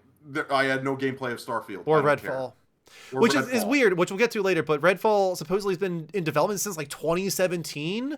Yeah. Then why the hell are we watching a CGI trailer for it? And we'll get to that. We'll get to that. Starfield pretty much started the show, right? And supposedly this is in engine, so that's good news. They're actually on a new engine. It looks pretty solid. I was definitely imagining that we would get like a deep dive vertical slice on this game, so I was way off there. But then again, it's not coming out until late 2022, which was surprising to me. And I didn't think that it was good that we were going to see anything from it. I wanted us to see something from it because that would have been, I think, the bigger coup of the show would have been the fact that, oh hey, look at us, we got gameplay of Starfield. Like that's how far along this thing is. Instead, we just got to see like the basic art style of what they're trying to go for, which granted looks very much like a 1970s kind of look at space, like kind of like that lived-in industrial space, which I personally like. I love that aesthetic. I love that aesthetic of like almost a 2001: A Space Odyssey kind of space aesthetic. Sure. Yeah, I'm in like on the style, but I'm not into Fallout games, so I could just imagine that this one's not going to do it for me either, just because Western open world RPGs I just rarely connect with. So we'll have to wait and see on that one. Halo had a kind of short showing. I was surprised. I thought we were going to get, again, like a blowout on Halo. The next day they did do a deeper dive, but during the actual show itself, it was pretty short. What was there, I thought looked a lot of fun though. I thought it looked, which was surprising to me. It seemed like a very curious choice that they wouldn't have spent more time on Halo. Yeah. I don't know. Yeah. I don't know why they saved that to a separate show when you're basically telling. It almost feels like they don't have confidence in it. Let's when they clarify do this like real quick. They didn't show off campaign. Right. They showed off multiplayer in spades, and the multiplayer is going to rock. Yeah. Even I don't know, like even during the show though, I feel like they didn't show off multiplayer as much as I thought they would. It was a pretty quick showing. Yeah, but it was also interesting what they announced with the multiplayer. Was the fact that the multiplayer is free to play, correct? Yeah, free to play. Yeah, I mean that doesn't surprise me at all. I was totally expecting that. To me, I thought that was very interesting. The fact that they weren't tying that to the campaign, but Tom, everything about. Sorry, I don't mean to interrupt you, but everything I've been hearing, everything about this is the esports title. This is what Microsoft wants to be the esports title. Right. Like, this is everything that they are pouring their money into.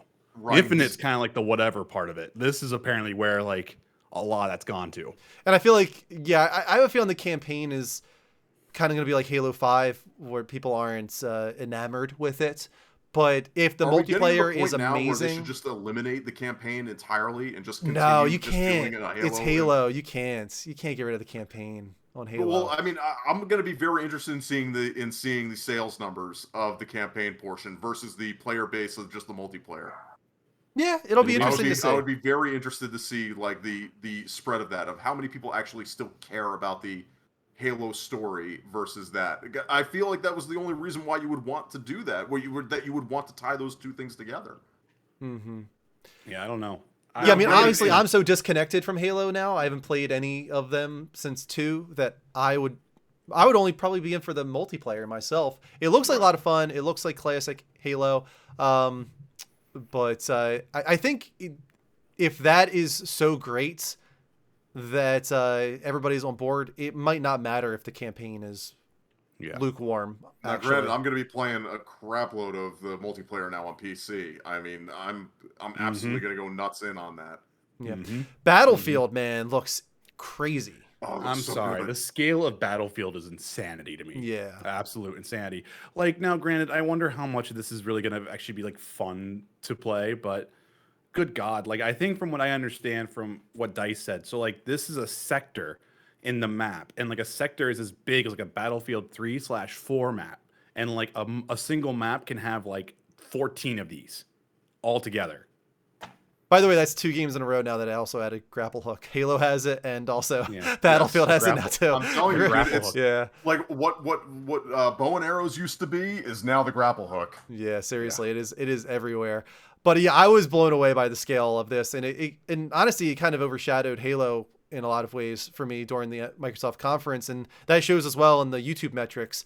Battlefield is like #1. It is like the most viewed thing from E3 in general, with like 11 million or something like that I didn't know views that. or something. It's really high up there, whereas Halo is actually down in like the 2-3 million range now. Below a lot of other things from the conference. So I thought that was curious. I'll say this, as somebody like in the Major League Baseball Discord that I'm in, with some of the guys who are more casual video game players, all they wanted to talk about was Battlefield.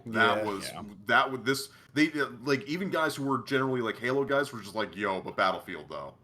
Well, now, has it been confirmed yet that this is going to be Game Pass free to play? No, this has not. Nothing has been said about this yet. Because I have a feeling it's going to be. Confirmation about that. It seems like that would be like an ideal thing for them to do. It seems like it might not be because of Halo, actually, from what I've been hearing. Some insight. Yeah, I guess that makes sense. So the only question I had, just to kind of recontextualize this Halo stuff, when did Halo 5 come out? Because Halo 5 was the last one, right? Halo 5... 2014? 15? But you know what I'm saying? I wonder if that's where like the disconnect is from the Halo audience. 5 where we've had multiple 2015. Battlefield.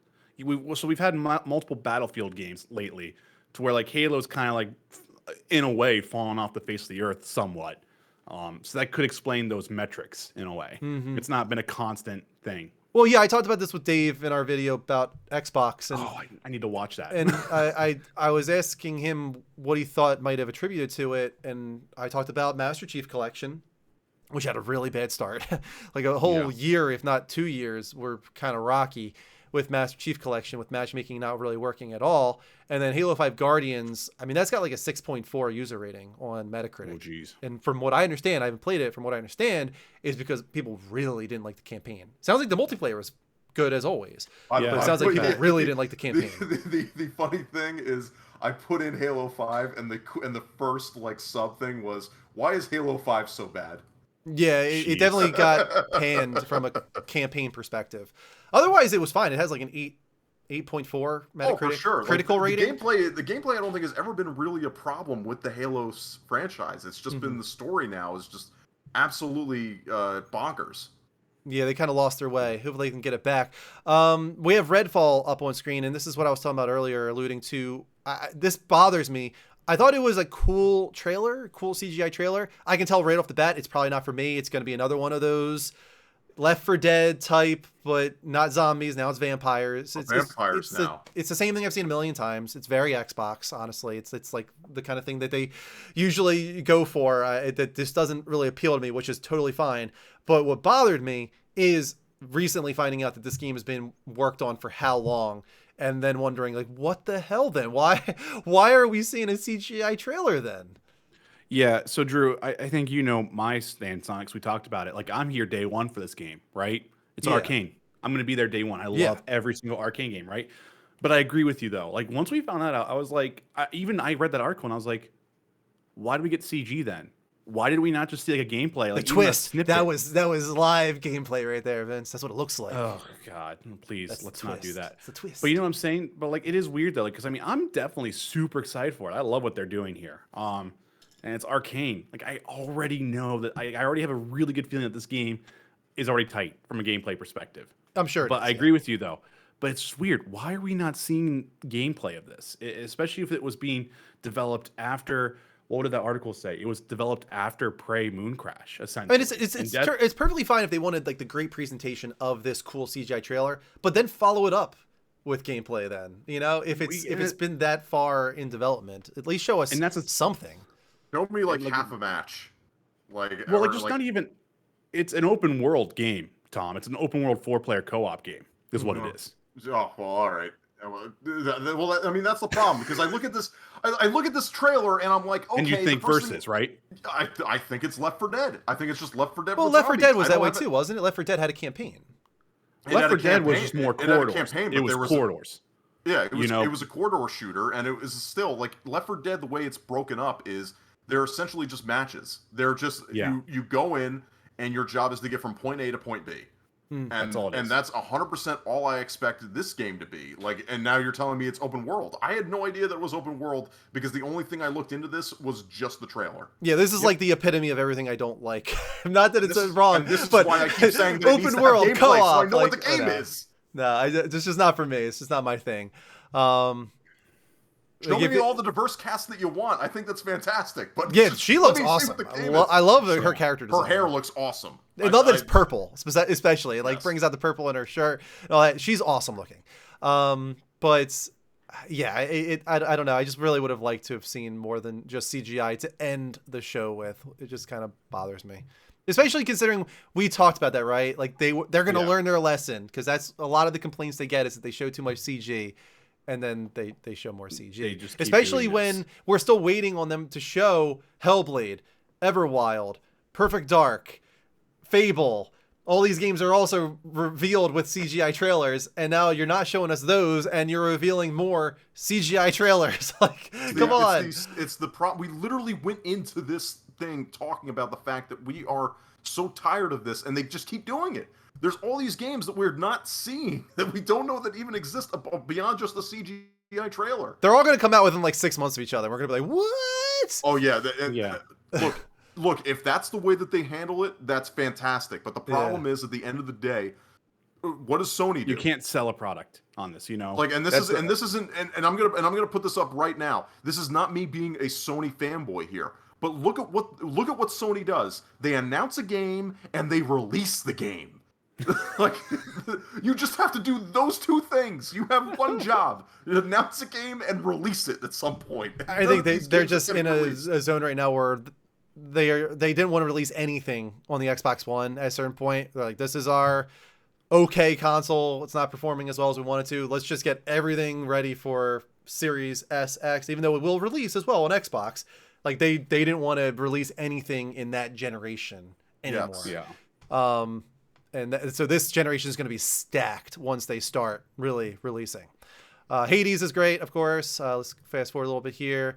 We have Psychonauts. Looks good. Looks really good. Kind of, in a way, it feels like that team is their Media Molecule. Yeah, we talked about that. Yeah, which I think is kind of cool for them to have that. Psychonauts, I've heard great things about, so I'm sure that'll be fantastic. Moving on from that. We've been hearing great things about Psychonauts 2 again. This right here. It feels like for like 10 years. This is one of the ones that definitely stood out to me. One of the bigger ones for me. 2 indie games really stood out. This one and another. So this one I think is replaced, right? And, it's all like atmosphere really that we're getting here. But it reminds me of The Last Night in that sort of pixel art depth bokeh thing going on. It's got a really cool artistic direction, really cool atmosphere. And, we don't have much to go off besides that, but it hooked me. Well, this was a game that again we've known about. We've seen this game before, and it seemed like it took a hiatus because all of a sudden they got an injection of money, and they were like, "Oh crap!" Are you sure we've seen this before? Yes. Have we seen this before? Yes. This game it has been known about. I think you're thinking of The Last Night. No. I do not believe that this is The Last Night. And it isn't The Last Night. Tim Surratt was The Last Night, and that went on hiatus because there was a lot of controversy surrounding that specific guy that kind of shut down that game for a while. Right. But this I believe that this is a game that we've known about. Somebody look this up so we don't have a fake fan. The name of it again is shoot, what's the name of this game again? It's called Replaced, I think. Replaced, yes. Replaced I believe had a Kickstarter. Okay. It had a Kickstarter and it got funded, and then it got another and then I believe it got another influx of money. I could be wrong. I'll let Vince look this into is how that. we're going to save us from fake fans. Fake fans. Everwild devs didn't know what the game was when the trailer came out. That is true, Emma. And now they've supposedly rebooted the game. They've lost the creative director, and rumors are that it might not come out until 2024. Everwild. So, holy crap, that game was announced way too early. Why would they show off that game if the developers themselves didn't even know what the loop was? Like, they didn't know what the gameplay loop was. They didn't know what the mechanics are. Literally all they had was an atmosphere, like an artistic direction, and that was it. And they decided to show that off. But then a game like Redfall that they've been working on since 2017, they wait until 2021 to show off, and only with a CGI trailer. It's just really bizarre. I don't quite get the thought process behind that. Just a timeout here. Honestly, Tom, I'm not seeing anything about Replaced being pre-Xbox. I could swear that this game was announced at some point, and maybe it was shoot. All right, I'm gonna have to do this. Look at The Last Night and make sure you're not thinking of The Last Night. Because everything I'm looking at, dude, is only from like 2 weeks ago, which would have tied up exactly with this timing. I'm seeing the same thing Steam too, page, exactly what you're saying. The Epic Store page, all that stuff is just all being there. Maybe maybe I'm thinking of The Last Night. I feel like it's one of those things where I feel like now I'm Mandela affecting myself. Right.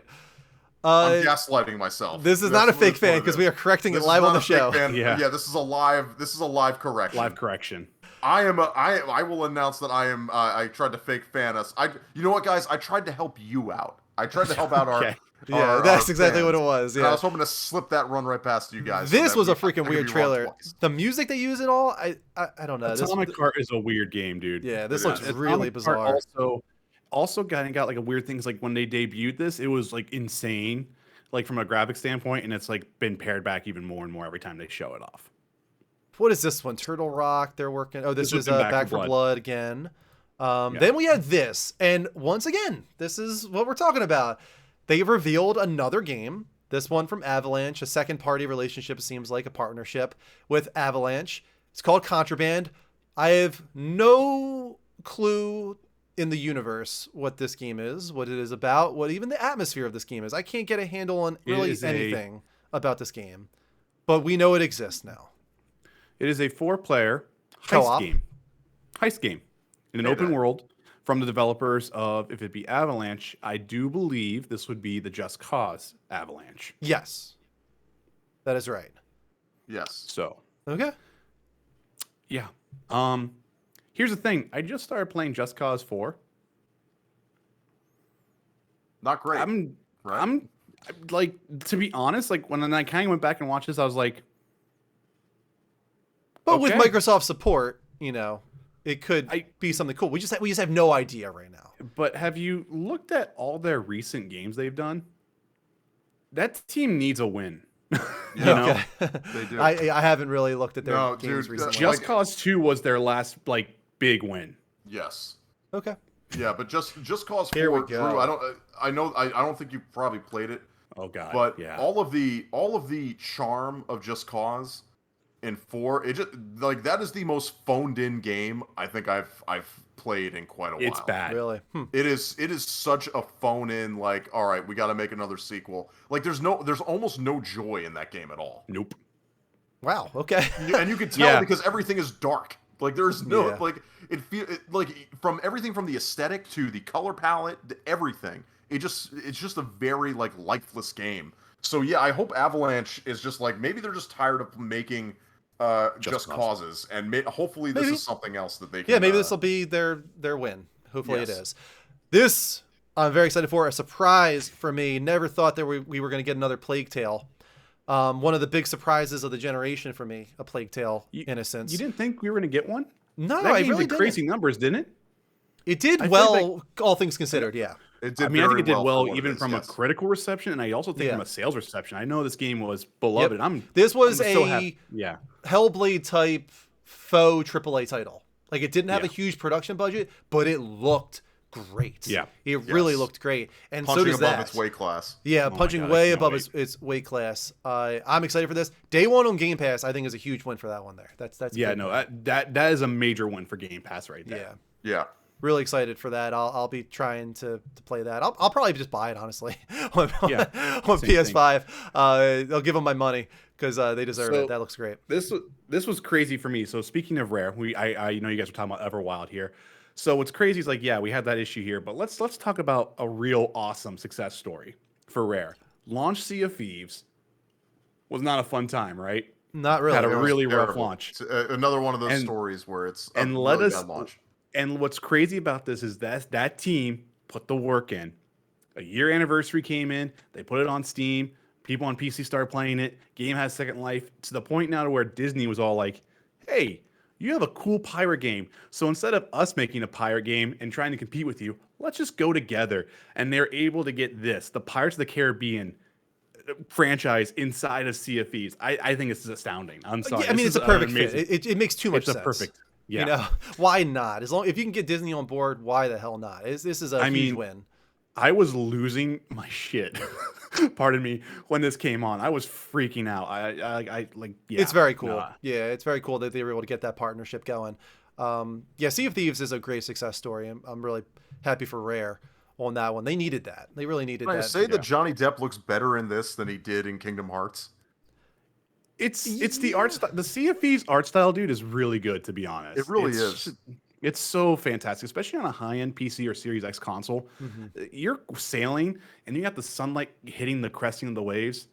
This game's art style. The water stuff is beautiful. Yeah, without a doubt, they put a lot of work into that. And you are welcome, Dark Passenger, for shining a light on Plague Tale. More people. Now I'm just waiting for the partnership with Steven Spielberg and the Goonies, so we get the One-Eyed Willie DLC. Actually, Tom, from what I understand, there might be talks of Escape from Monkey Island.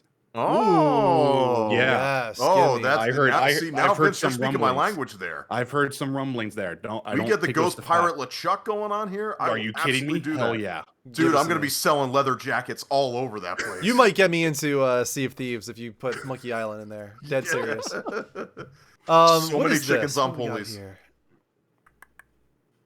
This is This was gross. Oh, Diablo. Diablo. This was gross. This does look like a nice remaster, I have to say. It was funny, like when they first revealed this, I was kind of like whatever, but like the second reveal of it, I was like, oh yeah, okay, I'm a little bit more into it now. I still don't know if I'll buy that one. Because I know whenever Diablo 4 comes around, you guys might not see me for a while. Yeah. Oh, this was a great. I hated this. Great I reveal. hated this. Come on, man. This is my a fun God, trailer. I hated it. I hated everything about it. I mean, it's another CGI trailer, but at least it's self-aware. Come on. I just don't Yeah. care. Like, to me, it was just one of those like, yeah, we know our game did well. Let's get a sequel announced. Like that's what it felt like to me, and that's well, what I just 100%. didn't That's care what it about. is. It's them padding out their conference with that's more why I don't CGI like this trailers. one. But if you're This gonna is do what- it, poke fun at yourself while doing it. Nah.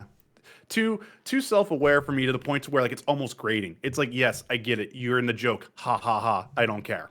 Like, sorry, that's just joke, me. but yes, I'm with Vince on this one. Really? You guys both didn't like this? In all seriousness, it's one of those things where the problem is it's the same thing that everybody hated Todd Howard about when he came out and he did that whole joke about how their games come out like not finished or whatever. Yeah. It's like I don't care the fact that you're self-aware. Like it's not Fix funny. it. Like if you know about the problem, then fix it. You have the Right. you have the capital to do It's it. not Fix it. funny.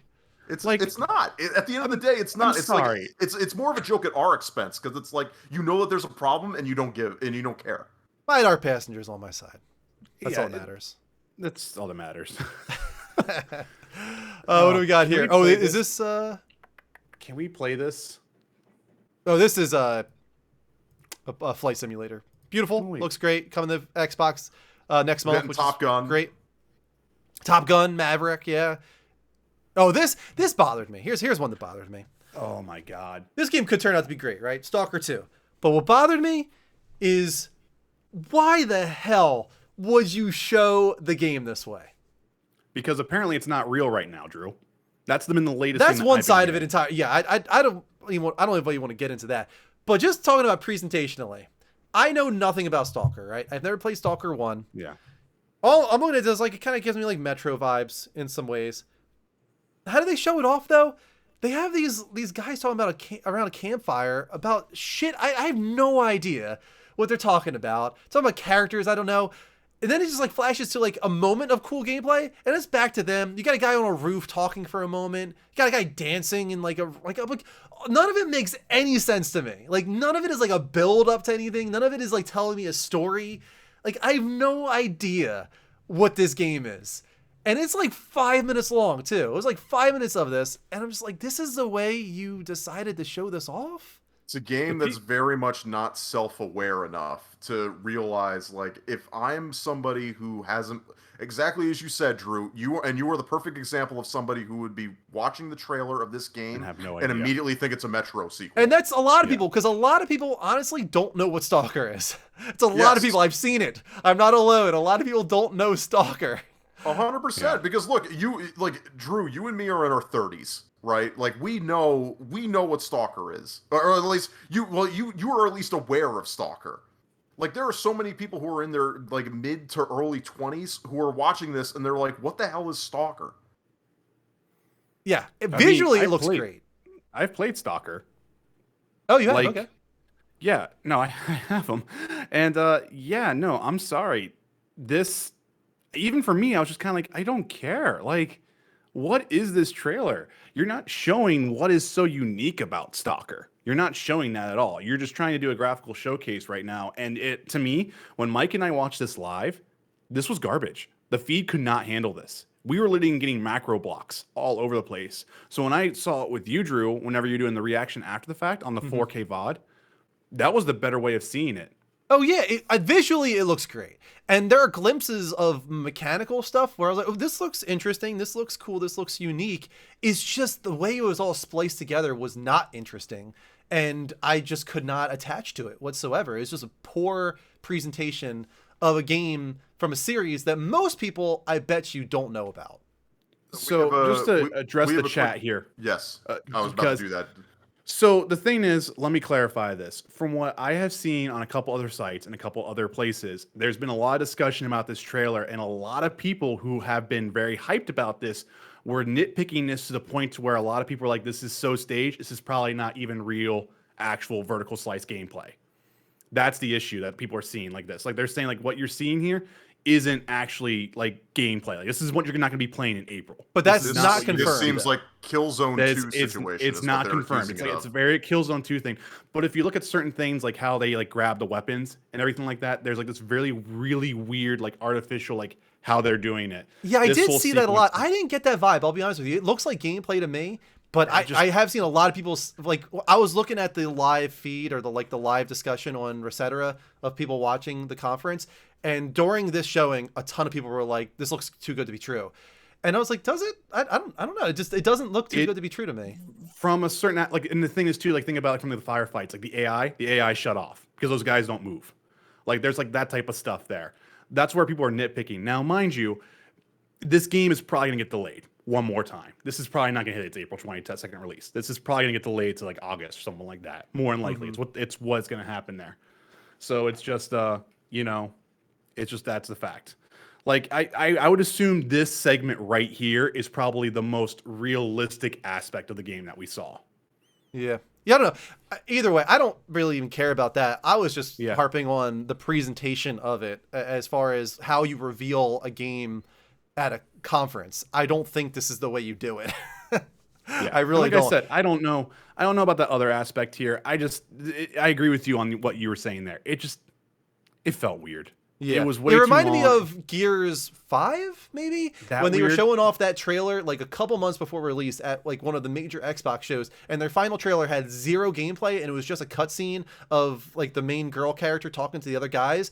And I was like, who are you targeting right now? You must just be targeting the guys that are already going to buy this game. Because anybody that's not going to buy this game or doesn't know about this game or is trying to figure out if they're interested in this game, this is doing nothing for them. Because they don't know these characters. They don't know about the relationship between them or the drama that you're trying to build up here. None of that means anything. And that's kind of how I felt watching the S.T.A.L.K.E.R trailer. Is like, who are they targeting? Because it seems like they're only targeting people that already plan on buying S.T.A.L.K.E.R 2. Yeah. They're not targeting anybody that's not planning on buying S.T.A.L.K.E.R 2. All right. Anyway, moving on. Hoping that they trick enough people who liked Metro to play the game. Maybe.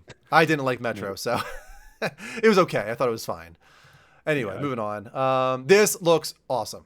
Let's just get to it. Age of Empires 4. People are excited about that. Mike's excited about that. But moving on to one that excites me in just a moment. The second indie title of the group to really excite me, and you as well, Vince, I believe, called Somerville. Right? Yep. It was funny. I saw this shot and I was instantly in. Yeah, right. I don't know what it is about me, but like right there, I was like, "Yep, I'm in. Don't care." It's it was so quick for me to be like, there is something very inside limbo going on here.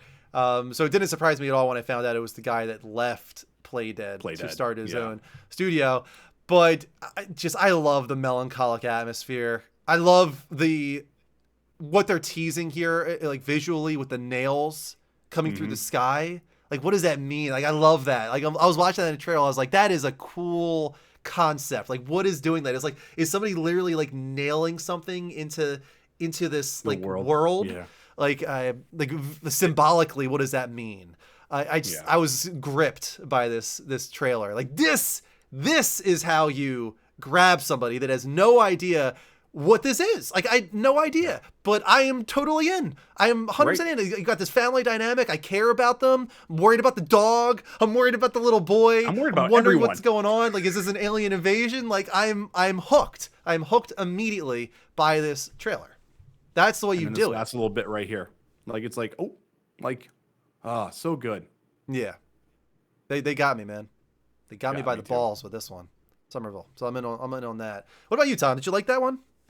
Yeah, I mean, you guys pretty much nailed it for me. I mean, look, it's a very it grabs you. It grabs you, and I'm interested to like find out more about what's going on.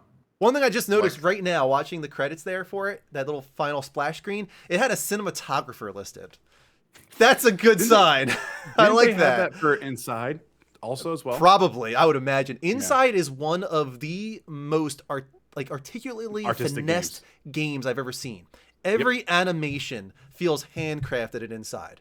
Every single one. That game, I completely understand why that game took like 5 or 6 years to make and is only like, what, 6-7 hours long?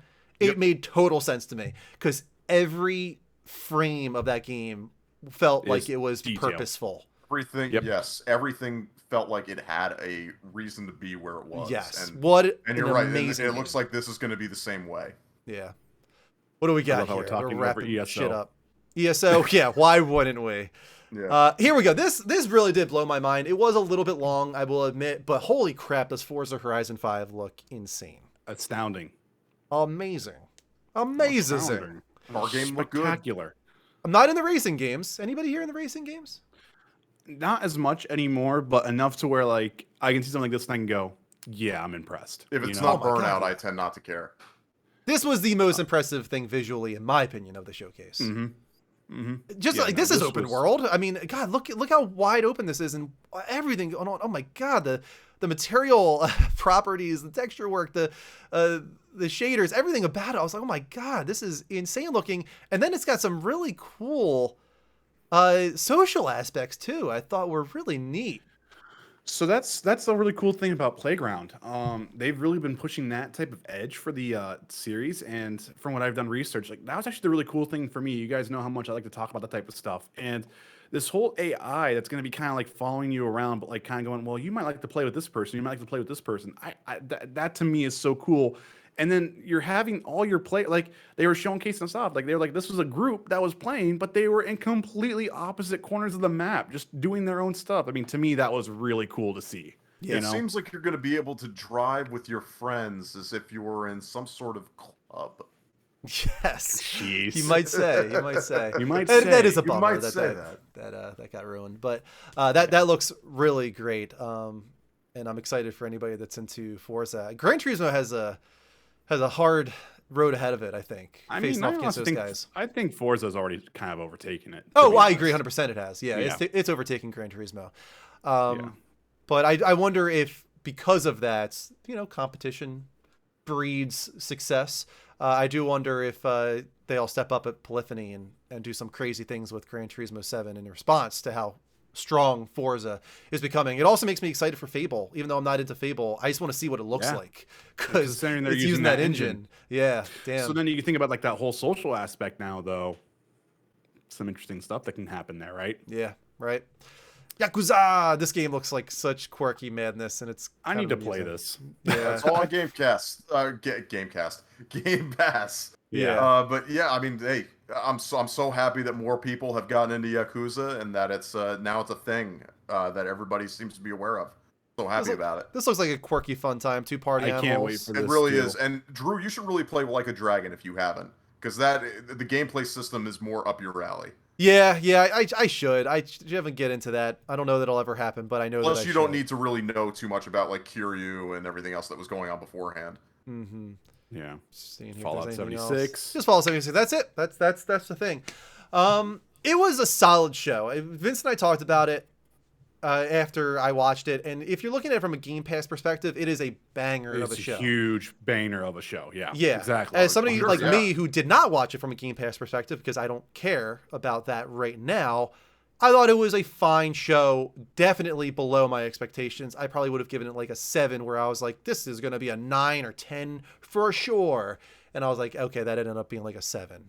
I thought it could have easily gone into like 9 territory by showing a couple more games that we've been waiting for, like Hellblade, like Fable, like Everwild, if that game wasn't delayed forever, like Perfect Dark. I think that might be my biggest disappointment of the show is that we still don't have no idea what's going on with Hellblade. Yeah. Yeah, I don't know. I don't want to talk about that because some of you know my perspective on that, but I don't want to. Yeah, I'm disappointed that one went away, but I think they should take all the time they need. That's for sure. I want that game to be awesome. Well, they need to now, considering the bar has been set for their reveal. Yeah, definitely. People look at that. That is the game that revealed Xbox Series X, and I think it's going to be a hard job to match those visuals from that reveal. I don't know how they're going to do it. Please don't go the way of Scalebound, for the love of God. Yeah. Oh, my God. Oh, dude. What is the first studio that Microsoft shuts down, and then everybody flips out? Imagine it's Bethesda. Yeah. Bethesda Studios. And actually, in all honesty, I worry for Ninja Theory that way, because they already have a dud.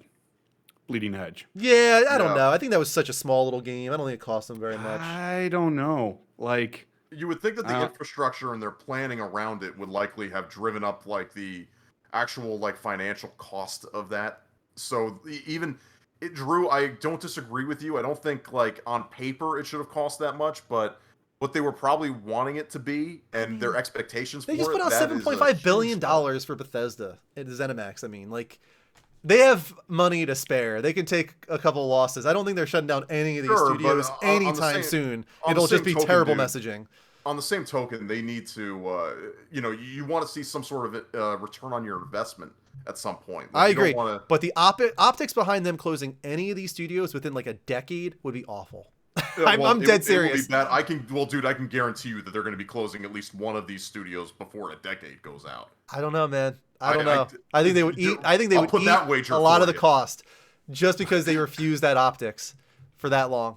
Anyway, let's actually first off, let me do Summer Games Fest. I forgot to put the trailer in chat or the poll in the chat. I want to ask you guys, how did you guys feel about Summer Games Fest out of 10? That's poll number 3, and then we'll do Xbox after that. While we move on to a commercial break, actually, I think we should take a commercial break now. Because I think we kind of got through the big one with Microsoft, and the other one should move a little bit faster, and then we'll have the speed run. I think this will go a little bit smoother that way. So we got some wheel spins to do and all that. Don't go anywhere. We'll be right back with Square Enix. We'll talk about Nintendo and maybe Ubisoft if we feel like it. So hold on tight, Nolan. We'll be back in just a little bit.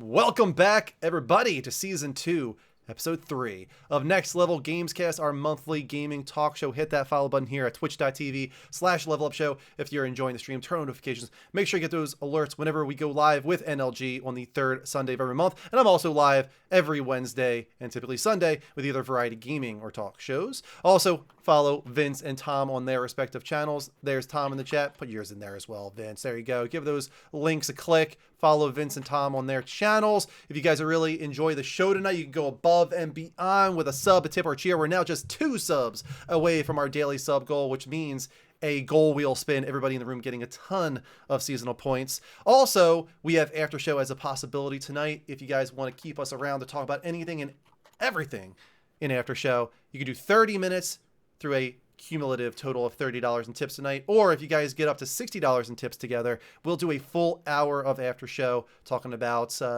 maybe some new ideas for the channel potentially. We're also just 2 follows away from our daily follow goal as well. May as well shout that as out, so we can get maybe 2 goal wheel spins happening tonight. We do archive this show on YouTube. We archive it on podcast. So go to youtube.com/levelupnetwork, subscribe there, and search us on either Apple Podcasts or Spotify. And lastly, we are on Discord. Got a great Discord community. Become a part of that even when the show is not live at discord.gg/the-level-up-network. We are such haters when it comes to Microsoft. Yeah, Vince. Apparently haters. We are so haters. Shills. Super haters. Sony shills. Super haters for calling out Hellblade 2 for not being real at all, considering it was a 24 frames per second cinematic. But fake game for fake fans. Yeah, there we go. It was a good show, but I thought it was definitely underwhelming in comparison to what's been built up for the last 4 years. Guys, I at least for me, I've been very transparent about what my expectations are for shows like this, and we were all very transparent about our expectations for the show. Yeah. There was not nearly enough gameplay for what that show needs to be. Halo is a huge thing, 100%, and we're all excited for it. I'm just also kind of disappointed that it seems like the that the single player campaign still seems like it's probably a mess. Yeah, I think we were pretty straightforward and pretty transparent. Yeah. Anyway, moving on, let's get over to Square Enix, who also had a decent showing, I would say. Oh, before I do that, let me put a poll in the chat, though, for Microsoft. See what you guys thought. I think decent is generous. Yeah, decent was... I liked parts of it. It was short. There wasn't a lot to it, really. Which means we can go through it pretty quickly. I think, precisely 1 to 2 parts of it. Mm-hmm. So let's start off with the big one, because God, man, they spent like 20 minutes on this. It was like the entire show, pretty much, all on Guardians of the Galaxy. I mean, it looks promising. I'm excited for it. I'm glad that they learned from Avengers in some way. I think that this was meant to be a multiplayer game at one point. They probably saw Avengers and like, all right, let's pull back from that, and they decided on a single player focus entirely on Peter, which is kind of crazy actually that they're entirely focused on him. But it looks promising from an artistic standpoint. The voice acting, the camaraderie, the riffing between them all sounds really great. The problem is that it comes out this year and it did not look great from a performance standpoint. That's for sure. Yeah, it did not. But at the same time, that's actually kind of like a bonus for me, because again, you're showing me something real. In this age of let's show off these really hyped up vertical slices, then we cut features out later, aka Cyberpunk. To me, this is fine to me. This is probably an unoptimized build or something this is all we could have saw there on that whole performance issue was just streaming tech, just not cooperating. That could honestly be. Yeah, it could be. You're right. Like hopefully that's what it was. I'd be surprised though. Like if there's like running this on PC, I don't see why it would be running at like 10, 15 frames per second. It's unoptimized stuff, dude. It can throttle stuff that bad. You have data just sitting there unfiltering. It's not being called or anything like that. That's the problem that a lot of people kind of assume. Oh, it's on PC. They're like, you're showing your demo on your PC. Like it should be running flawless, right? It's just unoptimized at this point. That's just the true nature of it. Yeah. Sorry, I didn't mean to go on a tangent there. I get what you're saying. There are fair points. Definitely. I mean, at the end of the day, like I said, and then now this goes back to exactly what I was just saying. I appreciate the fact that they spent as much time as they did showing us, as Drew has been saying, the vertical slice. I wanted to see gameplay. I know what this game is now. Yeah. The problem is that I don't know if this is the game that I necessarily would have wanted from a Guardians of the Galaxy license. I mean, a game where you're just playing as Peter Quill when you have Drax and all these other guys. Like, granted, you're going to be... It seems like you're going to be giving all these guys different orders, and they're all going to have special moves that you're going to be able to utilize. But, I mean, and this is the general issue whenever you're going to have a game where it's going to feature a ensemble of superheroes. If you're going to tell me that I can only play as Captain America in the Avengers game, I'm going to feel disappointed. And I understand their reasoning for why they went and said, like, oh, we just wanted to focus on one character because we're spreading ourselves too thin. Because, yes, the gameplay that each one of these characters would have, aside from maybe Rocket, are all going to be completely different. Yeah, it kind of reminds me of Yuffie, right? They could do some cool things if they do synchronized attacks and some team-up work and things like that. But really what it comes down to is if you're just focusing on Peter, that combat needs to be awesome. Yeah. Yeah. And the thing that I pulled from that was that it definitely seems like the combat is not just about order based. It's about finding out like the right timing for a lot of stuff. So you're going to be having more like this arithmetic flow that's supposed to be going on with issuing multiple commands. And that's what I pulled from this. That's what I kind of saw. I was like, okay, so you might be doing this frontal target assault, but you might have Gamora coming hit on the side, which she might open up for Drax to come do some other heavy attack. Like that's kind of what I was seeing there. It's like almost like the Mass Effect combo system that you're kind of getting there, but you're going to be issuing commands that way to kind of get things to go. I'm hoping so, Matt. That's what I pulled from. How do we feel the fact that they're also mixing this in to be a Telltale game as well? I love it. I think it's perfect. It's perfect for Guardians, I think. Yeah, I love those little decisions they're making. Yeah, that's great. Considering that we've already also gotten a Telltale Guardians game. I was going to say, it is a little weird since we got that, but at the same time, like, I don't know, it fits for me. And it helps too that the voice cast here, I think, is a little bit more interesting for me than what the Telltale one was, even though I think that was some bigger names, I think. Not gonna lie, I don't like Drax's voice in this. Really? Yeah, I'm okay with all the voices, and I think the character design is something a little bit more gravelly. The character design. I kind of like it because I think almost like everyone was kind of expecting like a Dave sound to it, and I don't think we kind of get that, and I think it's kind of actually nice If that makes more sense, Tom, maybe. Yeah. Because I mean, even Telltale Drax kind of had that same sort of like delivery, you know? Yeah. I'll keep an eye on it for sure. It's I'm there. more in my alley because they are going with a focused single player campaign. So I'll definitely keep an eye on it. I hope they do iron out some of the kinks that we saw in that presentation. After that, we had a little bit more on Black Panther. Let me fast forward to that. Looks pretty cool. What they're doing. I mean, that suit is on point. Yeah. It really is. Yeah, I was a fan. It looks pretty damn cool. The combat as well with Black Panther looks pretty solid. Yeah. Look at that. Look at that suit. I mean, I know I'm going to like this already because I enjoy Avengers. I know if Mike was here, he'd be talking down to me, which would be fair. Be 100% fair. He'd be honest about it. Because, I mean, for him, Avengers is a disappointment. And that's hard. When you have a disappointment like that, it's really hard to forgive something like that. You know, but I like what they're doing here.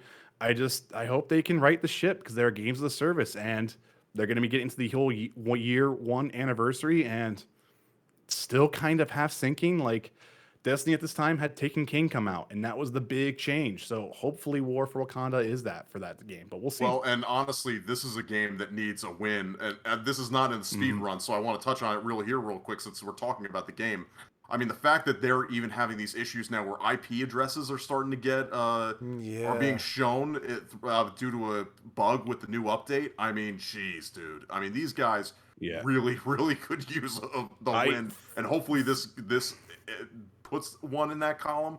But jeez, man, the Avengers game just keeps taking I L's. mean, we got the Marvel's Heroes director coming onto the game now. They are swapping game directors because I think Sean is gone now. Sean's back to Naughty Dog, so it's interesting.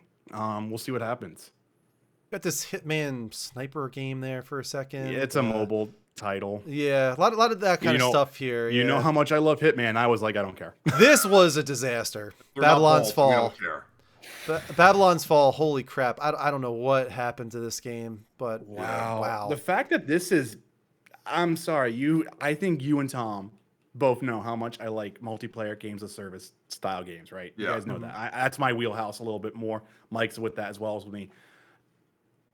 I don't know what Platinum's doing here. I don't understand it. This is not and visually, it's one of the most unattractive games I've ever seen. It's this weird voxel style that they kind of changed over to, and it's really bizarre. And like, I don't know. It might be one of those games when it comes out, it might be great. It might be a total blast to play, but that first showing was just not good. It's one of those games where you look at. Oh yeah, the narrator, like, Drew. You were the narrator for that. Oh my god. I don't know. I don't even remember how I did that voice. It was the high pitched. Yeah. Like, you know. Do you have what it takes to climb Babylon's tower? That's pretty much what it was, right? Yep, that's what it was. You nailed it. Perfect. That's an audio hook right there, everyone. That's pretty much what he sounded like too. Yeah, I feel like I'm watching the trailer again, all over again. It's kind of hard to do that voice at a low volume. I'm sorry, everybody. Yeah, I know. But moving on here to you have always talked very high about Life is Strange. Yeah, it's the first season. I'm really debating about doing the deluxe edition of Colors as well, so I can get the remaster. You should. Yes, you should. Absolutely. Tells a great story. I liked what they showed here. I'm excited for True Colors. Season True 2, Colors, which Life is Strange. I for some reason I'm not really interested in the second entry. Yeah, I guess it's called Life is Strange 2. I call it Season 2. Whatever, but I don't know. I can't get myself interested in that. I'll maybe get to it someday, but I am excited for True Colors, and I need to play Before the Storm as well because I heard that was pretty good. Okay. That's another one I need to play then? Okay. I would do 1 and Before the Storm, yeah, for sure. Okay. After that, we have... Play it specifically in that order. I would not play Before the Storm before. Right, because Before the Storm is before 1, right? Here we go. Give me chaos. True. Chaos! I'm going to shit down Chaos's throats. Mom said it's my turn to kill Chaos. This what a weird reveal. I've come around on this a little bit. My first reaction when I saw this was that was really disappointing. And I'm still really disappointed in the atmosphere. It's just so dark and drab and boring looking to me, with just like these red crystals and like that's like the only color. It's it's really a disappointment from that regard. Like, this is Final Fantasy. Like, come on. But I've watched people play it now. I've watched a demo. The combat looks pretty good. It really does look pretty good. Looks deep.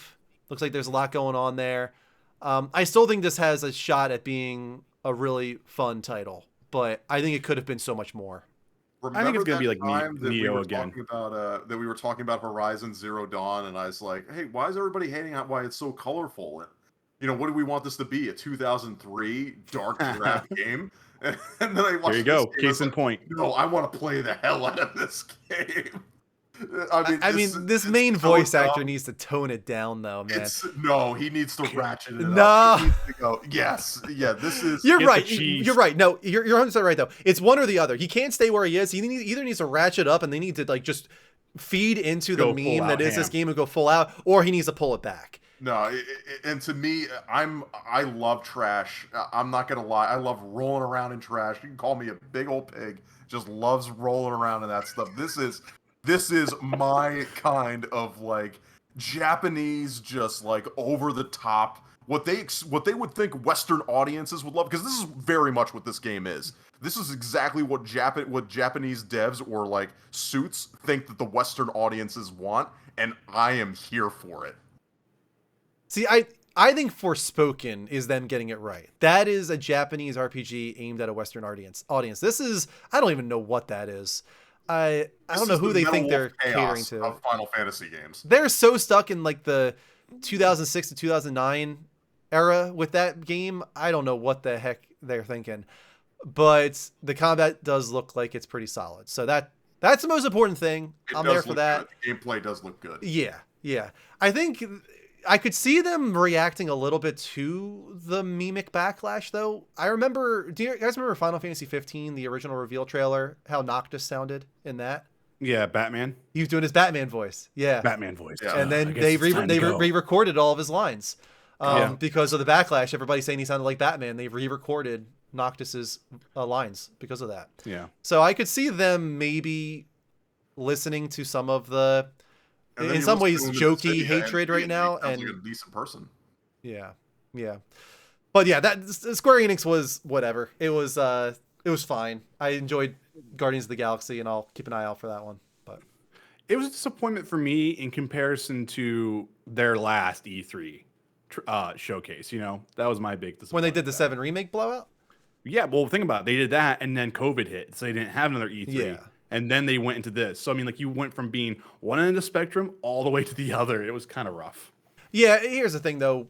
Obviously, they are holding Forspoken, Final Fantasy 16, and maybe even more, who knows, for PlayStation show. So they could have had a much better show, but Sony kind of ruined them. It was also weird how every you're insider, saving that. Yeah. It was weird how everyone was saying insider-wise, like, they're gonna have the best E3 show ever. And it was like, that was it. Like, it was weird. The insiders, because I think those insiders thought those games were going to be there, and they weren't. So, all right, moving on to Nintendo. We really got the one big thing to talk about here: Zelda Breath of the Wild 2 sequel, whatever you want to call it. Oh my god! I was kind of shocked that they're taking some Skyward Sword elements and implementing them into Breath of the Wild. So it was weird because I thought we would be getting more ocean, is what I thought. I thought that was going to be the next more Wind Waker, extension of the game. I think we're going to get underground and above ground. I think here's my theory. Yeah. I think you do play as Zelda. I think she fell underground and you play as Zelda underground in underground dungeons. I think the above ground is Link. I think you get both of them. That would be my guess. Because I still think that you play Zelda in this. I really do. I don't know. I think they're finally going to do it. But anyway, I thought visually it looked great. I love Link's long hair. The visuals look, and artistic direction looks beautiful. I'm there. I wish we got more. I really do wish we got more. I can't believe it's still over a year away. But they're not even willing to confirm to it being 2022. But good for them. They are working on that game. They are not resting on their laurels, especially considering how successful Breath of the Wild was. We got Tekken coming into Smash Bros. I love that it's Kazuya. Everything they treated this trailer so well for everybody who loves Tekken and Tekken lore. The way that they treated this was amazing. I loved every second of it. Sounds like we should forget about Bayonetta.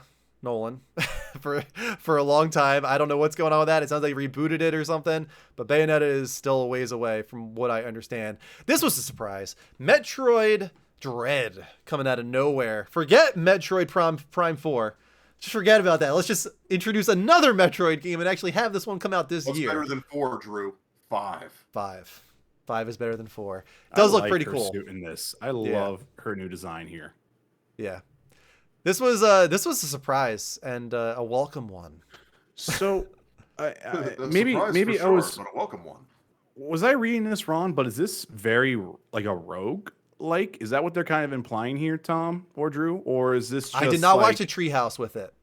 I also did not watch the Treehouse, but okay. it didn't give rogue vibes to me It didn't necessarily. to me It just either. seems like you're gonna have like a. It seems like you're gonna have a Mr. X / Nemesis who's gonna be chasing you around at points. Yeah. I mean, it looks like it's going to be classic Metroidvania to me. But I will say, I mean, you guys. I'm just curious about that. I'm wearing my Metroid shirt. This may actually be the game that really gets me to invest in not borrowing somebody else's Switch to play Switch games. Oh, really? You don't have a This Switch? might actually be the game that I'm like, okay, this is something that I'm actually really interested in playing and worth getting the Switch. Yeah, I think it might be worth it for sure. This looks like it's going to be. I mean, this has the highest pre-order numbers of any game revealed at E3, from what I understand. As it should. Yeah, which is kind of crazy when you think about it. That's what. I know Nintendo Switch is doing bonkers bananas. It's amazing, but... Drew. It's almost as if that Nintendo should be focusing more on a lot of their other IPs, and maybe other people will get excited. People are thirsty for Metroid. That is for damn sure. Yes. Yeah. Mario for Party. A lot of things. Superstar is actually pretty cool that they're taking all those great 64 ones, all like the best of the best of the games, the mini games from Mario Party past, and merging them all into one game. That's pretty cool, actually. So I can't wait to play as Bowser again against you. So, from what I understand, a lot of people were pissed that that's not a expansion or a DLC for what's the Switch one that just came out, Super Mario Party. I saw a lot of people were not happy that that one is not just a DLC expansion pack. Oh, I never even thought that would be the case. Yeah, it's weird. I don't know. I was like, okay. Life is Strange coming to Switch. That's solid. Guardians as well. I was kind of shocked. Guardians of the Galaxy. Did they announce? Was it the cloud version? Because I would be very curious if that's actually running on local hardware. That's a good question. Yeah, I don't know. Danganronpa. Never got into it. Heard great things. Yeah, same here. If you like death games, Super Monkey Ball returning. Crazy. Yeah, right. So insane. This was like an interesting conference. I feel like it had something for everybody. Like there's a bunch of Super Monkey Ball fanatics out there that freaked out over this. Same with Advance Wars. You know, I don't give a shit at all about either of those two, but I've watched reactions, people going nuts, absolutely nuts over these two. So it's cool. Like I feel like they had a very balanced show, Nintendo. Yeah. Like they had something for everybody. It's great that they were able to actually do something for the 20th anniversary of Super Monkey Ball. Like when you hit a 20th anniversary, I feel like you should do something like that. And releasing a whole brand new game, like that's fantastic. Here's another one that I saw so many people unbelievably excited for. WarioWare coming back. Yeah. Yeah, you know, not for me, but you know, it's cool. WarioWare was always just a fun little game that like you would just do like mindlessly just as you're bored on a train ride or something like that. Like I look for, this is the kind of game I think that will really take advantage of the Switch's mobile capabilities. So here's Advance Wars, and from what I understand, this is a remaster of an original Advance Wars, but people are hoping that it opens the gates for some new ones in the future. Yeah, this is 100% a situation of buy this game so that it tells Nintendo and everyone else involved in that people are actually interested in playing more Advance Wars. Yeah, exactly. So if you guys like Advance Wars, buy this game. Let them know. Vote with your dollars. Shin Megami Tensei. What else we have? Love Shin Megami Tensei. I think that was it. Yeah, that's it. That's how they closed this video off here. Yeah, it was as I said, it was like something for everybody. Showing. I wasn't blown away. My mind wasn't blown by it. I'm glad they had Zelda in there because I was so worried at the end that they weren't going to give Zelda. And I was like, no Switch Pro, no Zelda. Like, damn, I don't know. This might upset a lot of people. But even if that wasn't shown, it seems like there was still a lot to be excited about for a lot of different people. So I'm willing to say like this was a pretty good showing in the same way Microsoft had a pretty good showing. Yeah. Not mind blowing, but a good showing. You know. I like this. Yeah. I like this showing a lot. It was great. Not a whole lot there. I would have thought that we would have seen more of a. None of my predictions came true, which I'm disappointed about. But Yeah. I'm still excited to see some of the things that came out from that. Yeah, we are gonna skip over Ubisoft so we can get into our speed run. But did you guys even care at all about Ubisoft? Far Cry 6. That's like all they got. They're putting everything into that basket. Like, Yeah. But you mean Just Dance 2022 doesn't get your juices flowing there? I didn't even watch No. Ubisoft. I'll admit. No, I mean, I didn't even watch Ubisoft because I couldn't because I was at work. But I mean, in all honesty, Riders Republic and Far Cry 6 is kind of what they really showed, and they just kind of announced Siege having cross progression and some other new stuff. So Yeah. man. Hey, Ghost Recon Breakpoint's getting some content. Yay. Now that we're kind of through it without talking about Ubisoft too much, but how did you guys feel about E3 as a whole? Vince, it seemed like you had a surprise for us. Like, did you love it? Did you think it was like the best thing ever? No, I hate it. I wish E3 would be dead. I never want to see another E3 conference period ever again. Ooh. If you're going to do something, just do Summer Game Fest and have your announcement there. Because I think this was a complete garbage waste of time, everyone. Oh my god. Like, in all honesty, Microsoft, go do your own thing for a weekend. I don't care. Ubisoft, go do your own thing for a weekend. Square, if you're going to show up next time, show something. Like, I don't know. The entire thing to me was just a complete... It was redundant, it was stupid, and it was this byproduct of like an old age thing that we're clinging on to, where at this point now, just drop the announcement when you want to drop it. I don't need to see Redfall at the end of a conference trailer. Just announce the game. Do a blog post. Do a Twitter thing. It sounds like what you're saying is Microsoft sucks. Xbox sucks. Yeah, PlayStation's awesome. I'm just hating everything. Sounds like that's no, what but you you're know what I'm saying? E3 I just don't care for anymore in the aspect of what it is. Like, I just feel like we just need to move on to just do your own thing. Drop it whenever you want to. There's no need for this big, massive megaton thing, even from Sony. Like, just, I'd rather get like an entire. Yeah, we said it month during of commercial break. Sony could not have made a better decision not being at E3 this year. Microsoft and Nintendo were fine, but they definitely weren't. The case where it's not, they're not going to be at E3 going forward. No, they're not, and they don't need to be. For them to be. If Microsoft continues to do shows like they did this year, which were fine but not mind-blowing, there's no reason that Sony needs to be there to combat that. Sony can come out in July, do a showing, and if the rumors are true of what they have there, even a couple of those rumors are true, they are going to be just fine. Like, they do not need to go directly toe-to-toe with Xbox at E3. Yeah, what's the best way to combat your competition? Act like your competition doesn't matter to you. Yeah, be Don Draper. I don't think about you at all. And another thing that Chubrock also pointed up, and then E3 is also playing some games with Jeff. You know, like, the entire organization just needs to just take a freaking chill pill. No one cares about them anymore. You're not relevant anymore. And you also leaked your journalist shit again. Like, what? Like, again, like, come on. Like, it's garbage. Get rid of it. Be done with it. Do your own thing, everyone. Vince, real quick, if there was one thing that you could do to improve E3, what would it be? Because I have an idea for that, and I'm very interested more in like what you would do if assuming we had to have E3 going forward.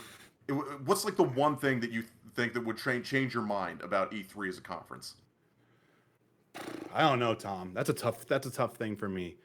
It would almost be to where like.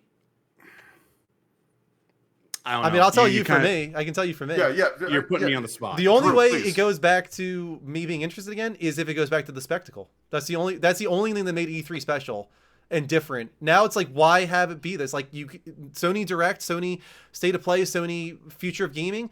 What they did with PS5 is better than any of the conferences we saw for this E3, these showcases, whatever. And they did it in randomly, and they can do it any time of year. But what was special about E3 before is you had 3 straight days of spectacle. And you had a crazy Microsoft showing, you had a crazy Sony showing with crazy orchestra building up the God of War. Like, go back to then where everybody was there and everybody treated it like the gamer Christmas. Then I'll be interested again. But that's not going to happen. It's dead. It's gone. It's never going to happen again. It's behind I us. We're never going to get don't that back. disagree with you, Drew. I think it's a good way to do it. Personally, I would be very interested in them. And Store kind of jokes about this, but this does kind of go toward my point here. And he says more Todd Howard. I think what you should do is there should be more of these panels where you like treat it like an actual conference. Have panels where you bring on some of these devs and talk about like the future of gaming. Talk about the process, talk about industry concerns and things of that nature. I think if you treated this like an actual conference where that was streamed live, where you had live questions coming in from the audience, both in the conference halls as well as from online, where you were actually like getting into and having a conversation and treating this as a discourse on video games beyond just show all the trailers, which I love, and the spectacle of E3. But I think this should be treated more as like an industry conference, not only celebrating, but also talking about kind of like how games developer conference is. And yeah, it's called PAX Thunder is Quiet, but I think that's the way that E3, I think, needs to kind of like go back to that kind of way. Right, I agree 100% because anybody can just throw together a bunch of trailers.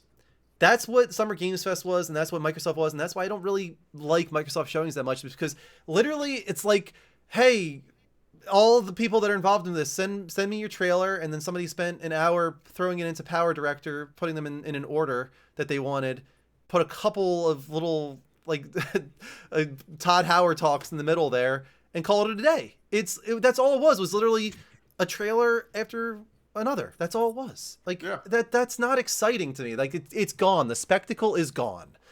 And I can get trailers anytime. You can drop a trailer any day of the week. And I'll watch it. Just throw it on YouTube one at a time, week apart. Sony's perfected that at this point, but I mean, it's fine if you're just going to have a developer or publisher showcase where you're just going to be doing all of that. That's great, but again, I feel like if E3 wants to maintain relevance, I think you do that by getting people interested in talking about video games as an art form beyond just, here's everything that we have to show. Okay, bye. I think that was a dog. That's my dog. It's Oliver. Yeah. He's being a jerk right now. Love so you, I Oliver. think just really quick, just before we go on the next segment here, I think to answer your question here, Tom, is in the back of my mind, I'd almost would treat this as the Game Awards, but in the summer. But it wouldn't be like the awards. It would be like the recap. Like we've made it halfway through the year. This is what we're doing. This is everything that's come on. We're celebrating that, and then we're also celebrating what's coming next. Right. Yeah. And I would like it to be more of like not like GDC and things like that, but I would still like to have that aspect of like these are developers showing their games off. They're showing the demos. The demos would be all available on all platforms. Like I think Steam's done a really great job with that. Xbox has done a great job with that. Sony hasn't really done a great job with that. But that's where for me it would make more sense. It's more like we need to have that more, especially with how development has been crunch, this, that. There's all these horror stories about E3 gameplay demo crunches and everything like that. Like we just need to have like this more internal reflection as consumers and gamers to where like the spectacle is the cool part about it. Don't get me wrong.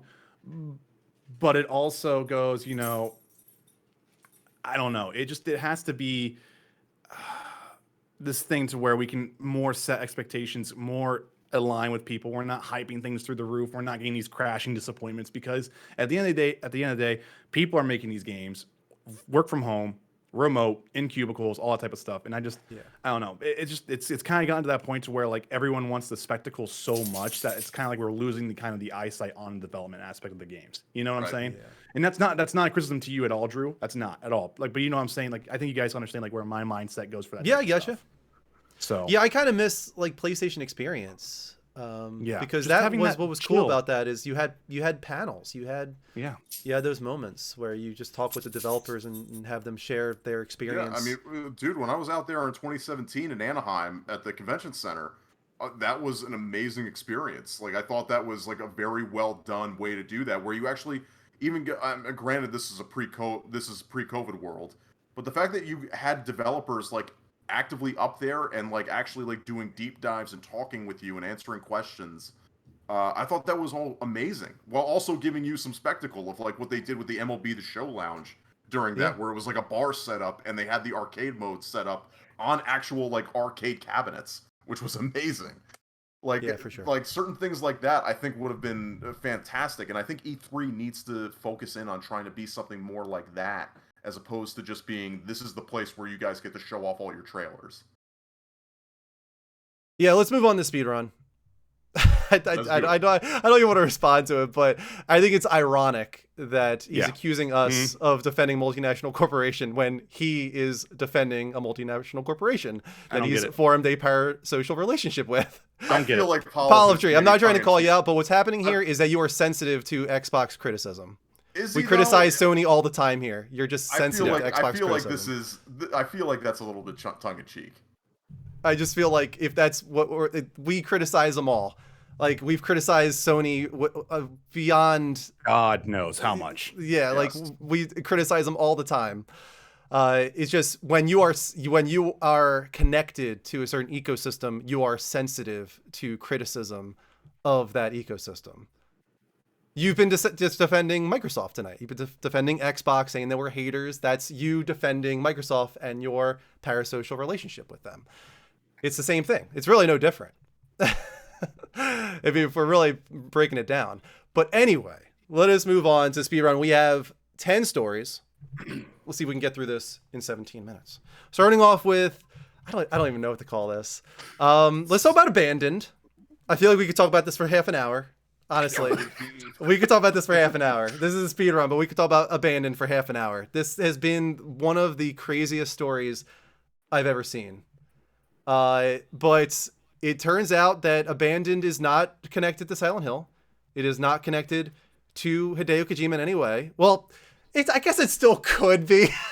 I feel like this is a big like Catherine Hahn like it still could be. There's like the slightest chance in the world that he's like this crazy actor and it's gonna be the most amazing reveal ever that this is all still connected to Silent Hill. It could still happen. But the 99.9999% likelihood is that this was just a guy that got way in over his head. Oh shit! Hold on, let me put the and now is delayed the. I can't believe this. Delayed the what do you even want to call it? An app, I guess. Yeah, this real-time app for the trailer and everything like that, which we only really have gotten for like Killzone 2 and like one other game, like in the demo scene as well that they did. Like, yeah, I don't. So, of course, this all kind of started up because PlayStation put it on their blog, PS5 exclusive. So it got that sort of that push, but I think anybody can really get on the blog. But the coincidences were pretty wild, man. I don't know. Those coincidences it lines up so well. It's ridiculous. I never wanted to say for sure, but I was really like, this is wild. The coincidences that are popping up here are so bizarre, so specific. Like, there's got to be something weird going on here. And maybe there still is something weird going on here. But I really don't think it's connected at all to Silent Hill or Hideo Kojima anymore. Some of the most fun, though. Oh, it was fun. Until it got a little carried away. Got a little real now. Yeah. And I feel for the guy. I hope that nobody's going at him too hard or anything like that. And I hope doxing isn't happening, no bullying or anything like that, because that's bullshit. Pardon my language, but... Yeah, I hope that nobody's harassing him or anything like that. But we'll have to wait and see. It's going to be August, I think, now, until we find out what Abandoned really is. That's when the app is supposedly going to come out now. Let me put a poll in the chat here. We know what you guys think. There's a rumor going around. An ambitious weird rumor. Bloodborne remaster or maybe even remake is in the works. Comicbook.com writes, coming by way of a French leaker that goes by the name Soul Hunts, it has been said that a PS5 version of Bloodborne is definitely on the way. Soul's Hunt says that while an outright sequel to Bloodborne isn't happening, a remaster is going to release later on in 2021. Based on their own information, they have said that neither From Software or Bluepoint Games are working on the remaster, but they did say it is, quote, ambitious. Does that mean just 4K 60 or does that mean more to you? So we had a discussion about this a little bit. If 4K 60 is not ambitious to me. No, I don't think so either. It isn't either. It isn't really for me. Not for a game like that. Not for a game like that. Especially, it's strange to me. Ambitious to me would be you restore all the cut content that hackers keep finding and then you also are adding like new mechanics, or you're adding new gameplay loops into the game. That's ambition. Or what's ambition is going like redoing the graphics engine like Demon Souls did. Like you're doing real time lighting, stuff like that. That's ambition. So what's weird though is, again, with this rumor, who's doing it then? You know, I don't know. Do you have any developers that come up if to it's head? not Bluepoint or From, I have no idea. No, I have no idea either. I honestly wouldn't have a clue like who internally in Sony would be doing this. I heard some rumbles of Virtuous. I don't know if it's a full name. I forget what they did, but it was like, ooh, I don't know if that's who I would trust with that. Yeah. So I don't know. I think if Bloodborne fans are so thirsty for a remaster, they'll take anything at this point, but we'll have to wait and see. EA will reportedly announce an established IP revival next month, and since then, rumors have been really going around that it is Dead Space. Yeah, Vince and I have been going nuts on this, and oh my God. We are I swear to God, if it's not Dead Space and we got jerked around for this, there'll be strongly worded letters sent out to people. Seriously, what other EA property could we possibly be talking about? Grubb said EA Motives Studio is working on an established IP. He said, quote, "I think you'll be happy.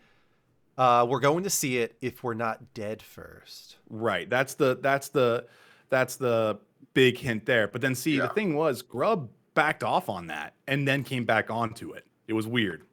From what I remember. SSX? Yes, SSX. That's what it's got to be. Could you imagine if it's actually Army of Two? Oh my God. Oh my God. I forgot all about that game, man. Jeez. You're bringing some deep cuts back now. Sony wants crossplay in more games, according to Jim Ryan. He said, quote, "We support and encourage crossplay." Ryan told Axios, noting crossplay with PlayStation works on numerous big games such as Fortnite, Rocket League, Call of Duty, Minecraft, and soon Destiny 2. It sounds like what he's really saying is, we support crossplay, just give us your money. Yeah. So wait, let's hold up on that. You guys do realize like what that clause is, right? Yeah, I get it, and I don't have a problem with it, honestly. I understand it completely from their perspective, but I get also why the optics behind it are really flying in their face now. I mean, it's not even for games like this. It's for like Destiny. Oh, I guess Destiny 2 is free to play now. I guess I forget about that. Mm-hmm. It's just for free to play games. Right. It's not for other like Fortnite, everyone keeps like trying play. to say. Yeah. It's like people keep trying to say like, oh, this is why Call of Duty doesn't have it or anything like that. It's like, no, I mean, Call of Duty has it, but like why Overwatch didn't have it? No, just Overwatch just lagged behind on making that being a thing. Right. It's for free to play titles. Yeah. Yeah. Yeah. I think it makes sense. They're in the position to make that call. They might get some blowback from consumers, and they might get blowback from some studios as well. But I do kind of get it. It makes sense. Moving on from that, Final Fantasy VII Remake found in Epic Game Store database, rumored for a December release. Making a deal with Epic. That's going to piss some people off. For sure. Here's the thing. Could they do it like 3 paydays then? Or maybe 4 or 5? It's on PlayStation. Then Intergrade's on PlayStation. It's on PS Plus. Intergrade's been extended. Now we're going to put it on Epic Game Store. Then when it's done on Epic Game Store, then it goes to Xbox Game Pass. It's like, how many paydays can they get? They're just milking this for all it's worth. And I mean, kudos to them. If they can make it work, then good for them. Sounds like they're going to. But finally, we might get Final Fantasy VII Remake somewhere else besides PlayStation by the end of this year. This next story has me incredibly excited. Although maybe I shouldn't be, but I would say very more excited. Intrigued than it's. Oh, I'm excited, Tom. Keeping on with Final Fantasy. I'll be excited when I see a trailer. Final Fantasy IX is getting an animated series. So this is like confirmed. This is 100% confirmed. The studio that's working on it is not one that you would really know, though. I've looked up some of their work, and most of it is like really young kids centric.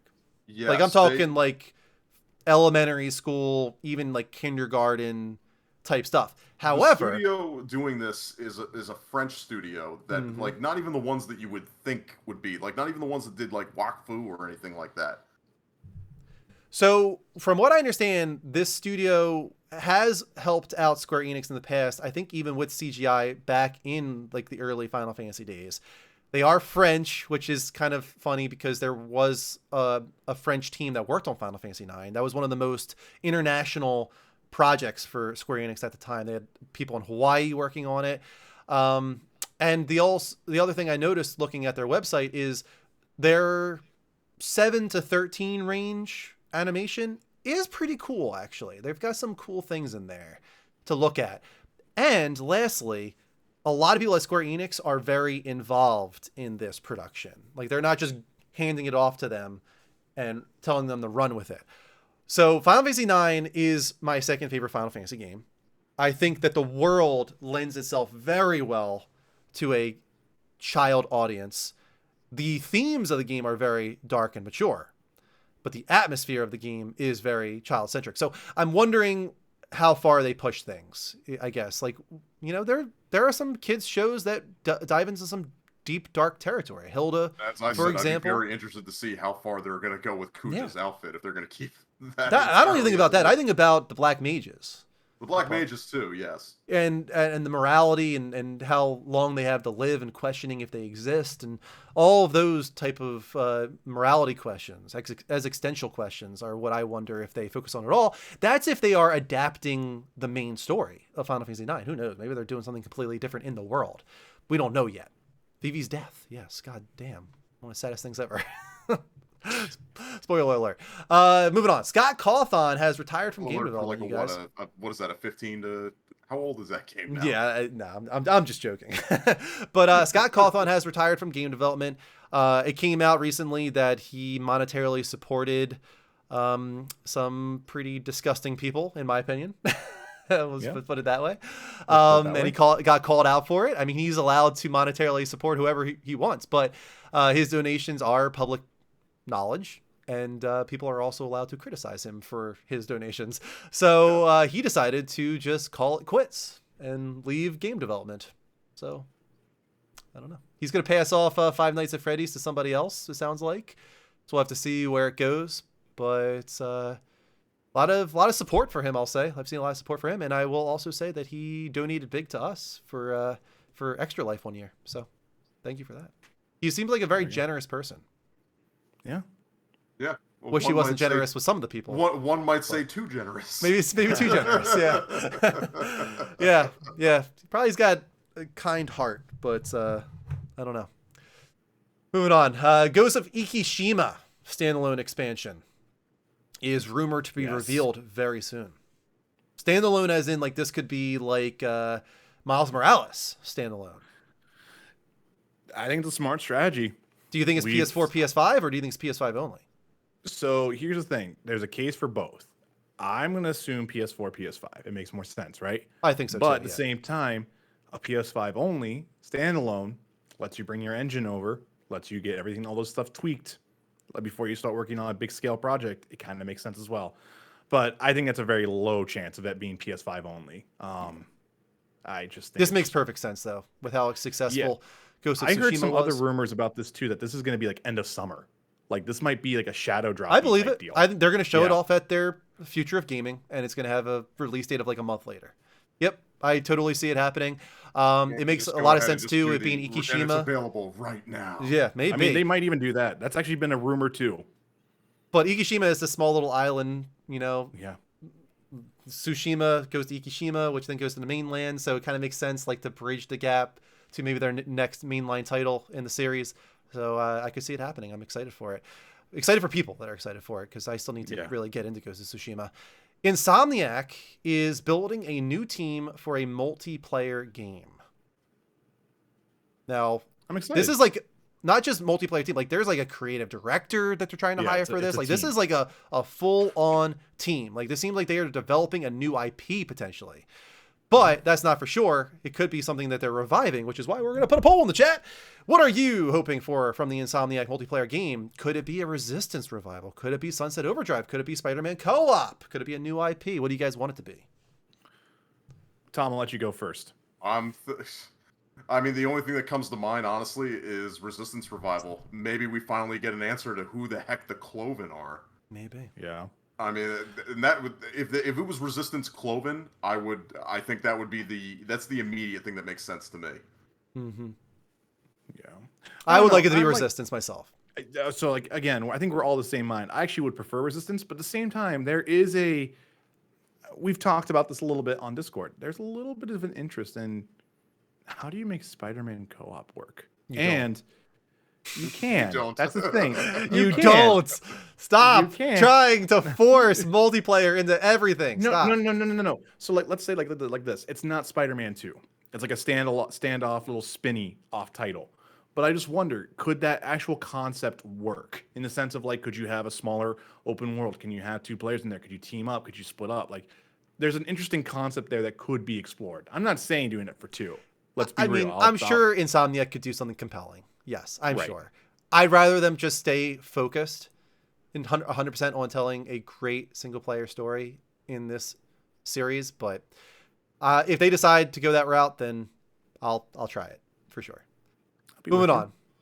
AMD has revealed Fidelity FX Super Resolution. This is like a software based Another tool. upscaling. It's a smart upscaler essentially. Yeah. Yeah, in a way. Digital Foundry had a good piece on it. They, Yep. they didn't seem wildly impressed by it. It seems like it works well if you're doing like 1620p to 4K, that you don't lose too much quality there. But they said it's noticeable either way. Like you will notice the degrading quality, but the performance gains are pretty great.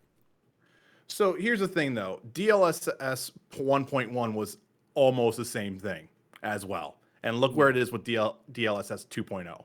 And Alex makes that very clear in his video. The other thing people don't really talk about this, though, is the performance. Like, you do lose a lot of image quality, but you gain massive performance from this. Where you really gain... What's good about it is it makes the edges a lot sharper. But anything inside of that gets really muddied.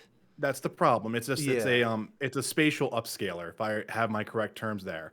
But the thing is, you also got to remember too, like this is another tool for developers. Yeah, and it's built into PS5 and Xbox Series X, so it's there. So I mean, I think it's a smart thing, and we just need to see where they go with it. DLS 1.0 had similar issues. People were like, "This is stupid. Why isn't Nvidia doing this?" And look at it now. It is one of their hallmark trademark things for their graphics cards. Yeah. And final story. It's about time Sony gets in on a little bit of acquisition rumors. There's a rumor going around that Sony might acquire Arc System Works, getting their foot further into the fighting game space. Arc System Works recently released Guilty Gear Strive, but they've had their hands in a lot of different fighting game franchises, and it does make sense. It seems like one that Sony could handle. First off, as far as acquisition goes. Cost wise, and it does seem like a good fit considering they just picked up what was it, Evo, to go along with something joint like acquisition, that. I think on that. Yeah, so it does seem to go along with that potentially, but Sony I don't really know the definitely- guy that rumored this, so I'm not putting a lot of faith in it. Yeah. There's at least a part of it where it definitely feels like Sony as a company, I feel, has really just tried to push that envelope to be the place for fighting games, which I think is a great move for them. And honestly, they're going to be the place to go for anime games as well. Yeah, it definitely fits within the echelon of Sony, like what they target, right? Yeah. So yeah, it'd be about time that they do something, right? We're still waiting for Blue Right. Point. We're still waiting for Housemarque. Like, when are these things going to happen? If they do happen, watch Arc System Works be the first one. Nobody's going to expect it. Like, Arc System Works. Or it'd be really crazy if they'd be like an announcement at like their showcase or whatever, and they're saying, and now joining PlayStation Studios, they have like a trio announcement or like double announcement, something like that. Maybe they do that. Yeah, it does seem like people that are like, involved in that space, Emma, being one of them, Tom as well, Kumatenchi. Yeah, I mean, they seem to realize like this would actually be a really good acquisition for them. It would be a major thing for them. It really would be. And there's a lot of people who love Arc. Arc has been putting out consistently great fighting games year after year after year. I think it's going to be an absolute great way for them to just continue going on. I would love to see them do something else other than a fighting game. Mm-hmm. But as far as things are going, Like, they can just stick with this, and Sony will just keep throwing them all the money to do it. Yeah. Yeah. And that is the speed run, you guys. That is the show as well. And You that guys is- enjoyed it. Everyone. Hope Nice you guys job, enjoyed everyone. it. Please join us again live next month. Hit that heart button here at twitch.tv/The Level Up Show. Turn on notifications. Make sure you get those alerts whenever we get live with game streams or talk shows. NLG is on the third Sunday of every month. The first Saturday of every month is a Lights Up Show. So next Saturday, I'll be doing the Lights Up Show. We'll be following that off with the closer to the Lord of the Rings trilogy live watch along, which I'm really excited for. So be there for that. Also follow Vince and Tom on their channels, of course. Type in their commands in chat. Support those that support us. Get on our Discord at discord.gg/The Level Up Network. Become a part of the community when we are not live, and make sure to get your submissions in for fake fans. NLG's Got Game. How you reviewing? Halftime Hedge. We are wrapping up season 2. This is the last episode of season 2. Crazy. So merch is expiring at the end of the month. If you want to pick up the Suffer shirt, for example, we both did it at the same time. Go to the merch store, get your seasonal points, get your everything, bounties, whatever you can do, get your seasonal points so you can be one of the top 3. As I said, we're giving away a $25 PSN card. We're giving away a t-shirt. We're giving away a mug. If you are number 1, you get first pick of those 3. So right now, let's check it out. Who is number 1? Number 1 right now is Evil Resonance with 71,578 seasonal points. In large part because of how amazing he's been watching every second of this channel. Just look at it. Top hours. 104. He's been there for every single one. Damn. It's amazing. Thank you so Way to much, go, Evil Resonance. Resonance. King Kurt as well with 101. Look at that. Those two just at the very top, and then it drops down. Those two killing it. Thank you so much for your support, guys. It means a lot. We did have some big subs come in there. 5 of them, courtesy of S.T.A.L.K.E.R. at the very end. So I do want to give a couple big spins for that. Let me go to the $10 wheel, and I'm going to do a couple spins for that. To give everybody some final seasonal points. And then a gold wheel spin, lastly, because we did hit our daily sub goal to wrap up this show. We'll do 3 $10 wheel spins. We got... We're not going to do races because we're not doing marbles tonight, but we'll do 100. We'll do 125. That's 225. And no race. 225 and 200. That's 425. Wow. 425 to the entire room. Let's start with that. Let me get this right here. 300, 125. And now let's do a goal wheel spin because we hit our daily sub goal courtesy of S.T.A.L.K.E.R. gifting those 5 subs. Everybody in the room gets 750 seasonal points. Look at that. Lastly, we do have some major shout outs, Tom.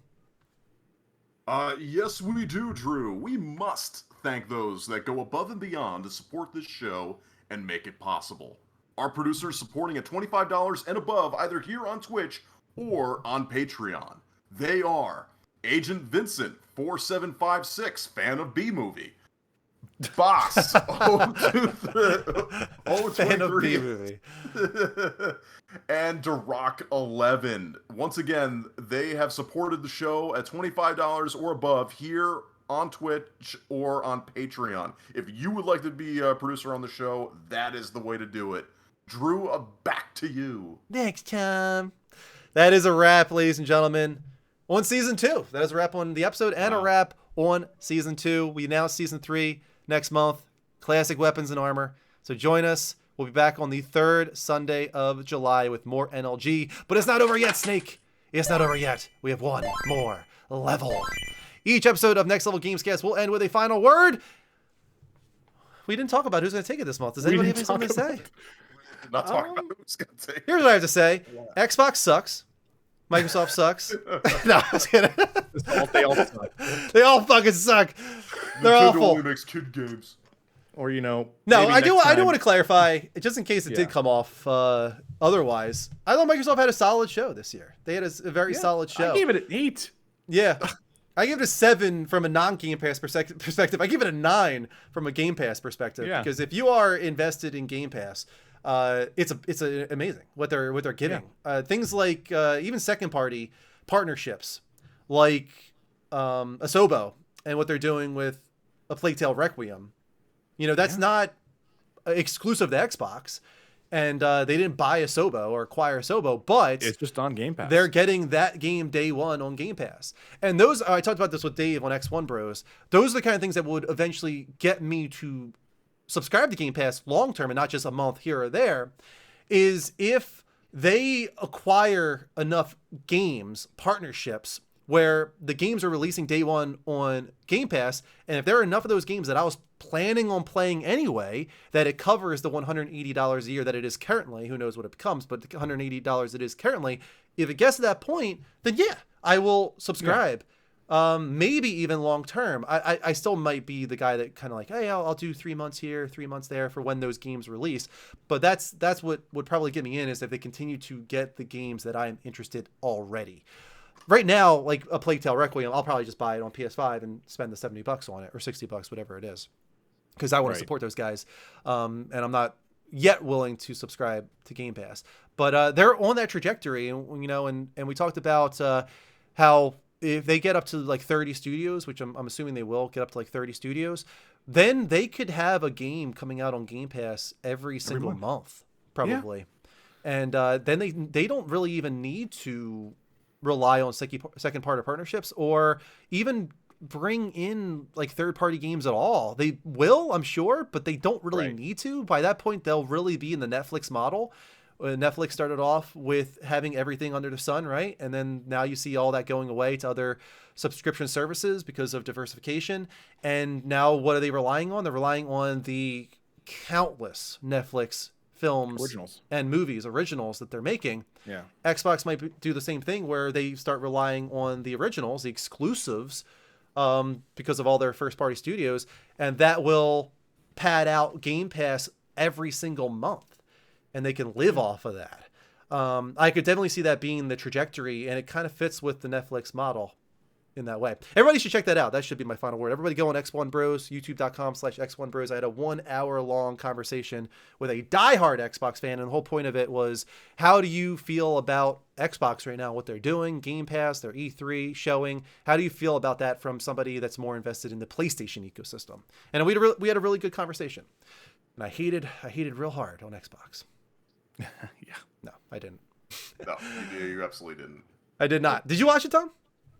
The Xbox conference? No, did you watch my showing or my conversation with Dave on Xbox Bros? I did. I'm going to be honest with you, Drew. I did not. And fake that is fan. Not a fake fan. Fake fan. As again, I've been on a move. I haven't really had time for a whole lot. I barely had time to watch the conferences. Let's thank everybody in the chat. Olive Tree started to call you out. Just playing, poking at you, having fun. I was having fun with you. Store, thank you for all the gifted subs tonight. Emma, Trooper, Dark Passenger, Thunder's Quiet, Nolan, Resonance, and everybody else in the room. We appreciate you being here. Thank you so much for being a part of Next Level Gamescast. We hope to see you next month with more variety gaming and talk shows. Until then, take care. And as always, don't forget to level up. Level up. Oh, wow. It was so synced. We did so good.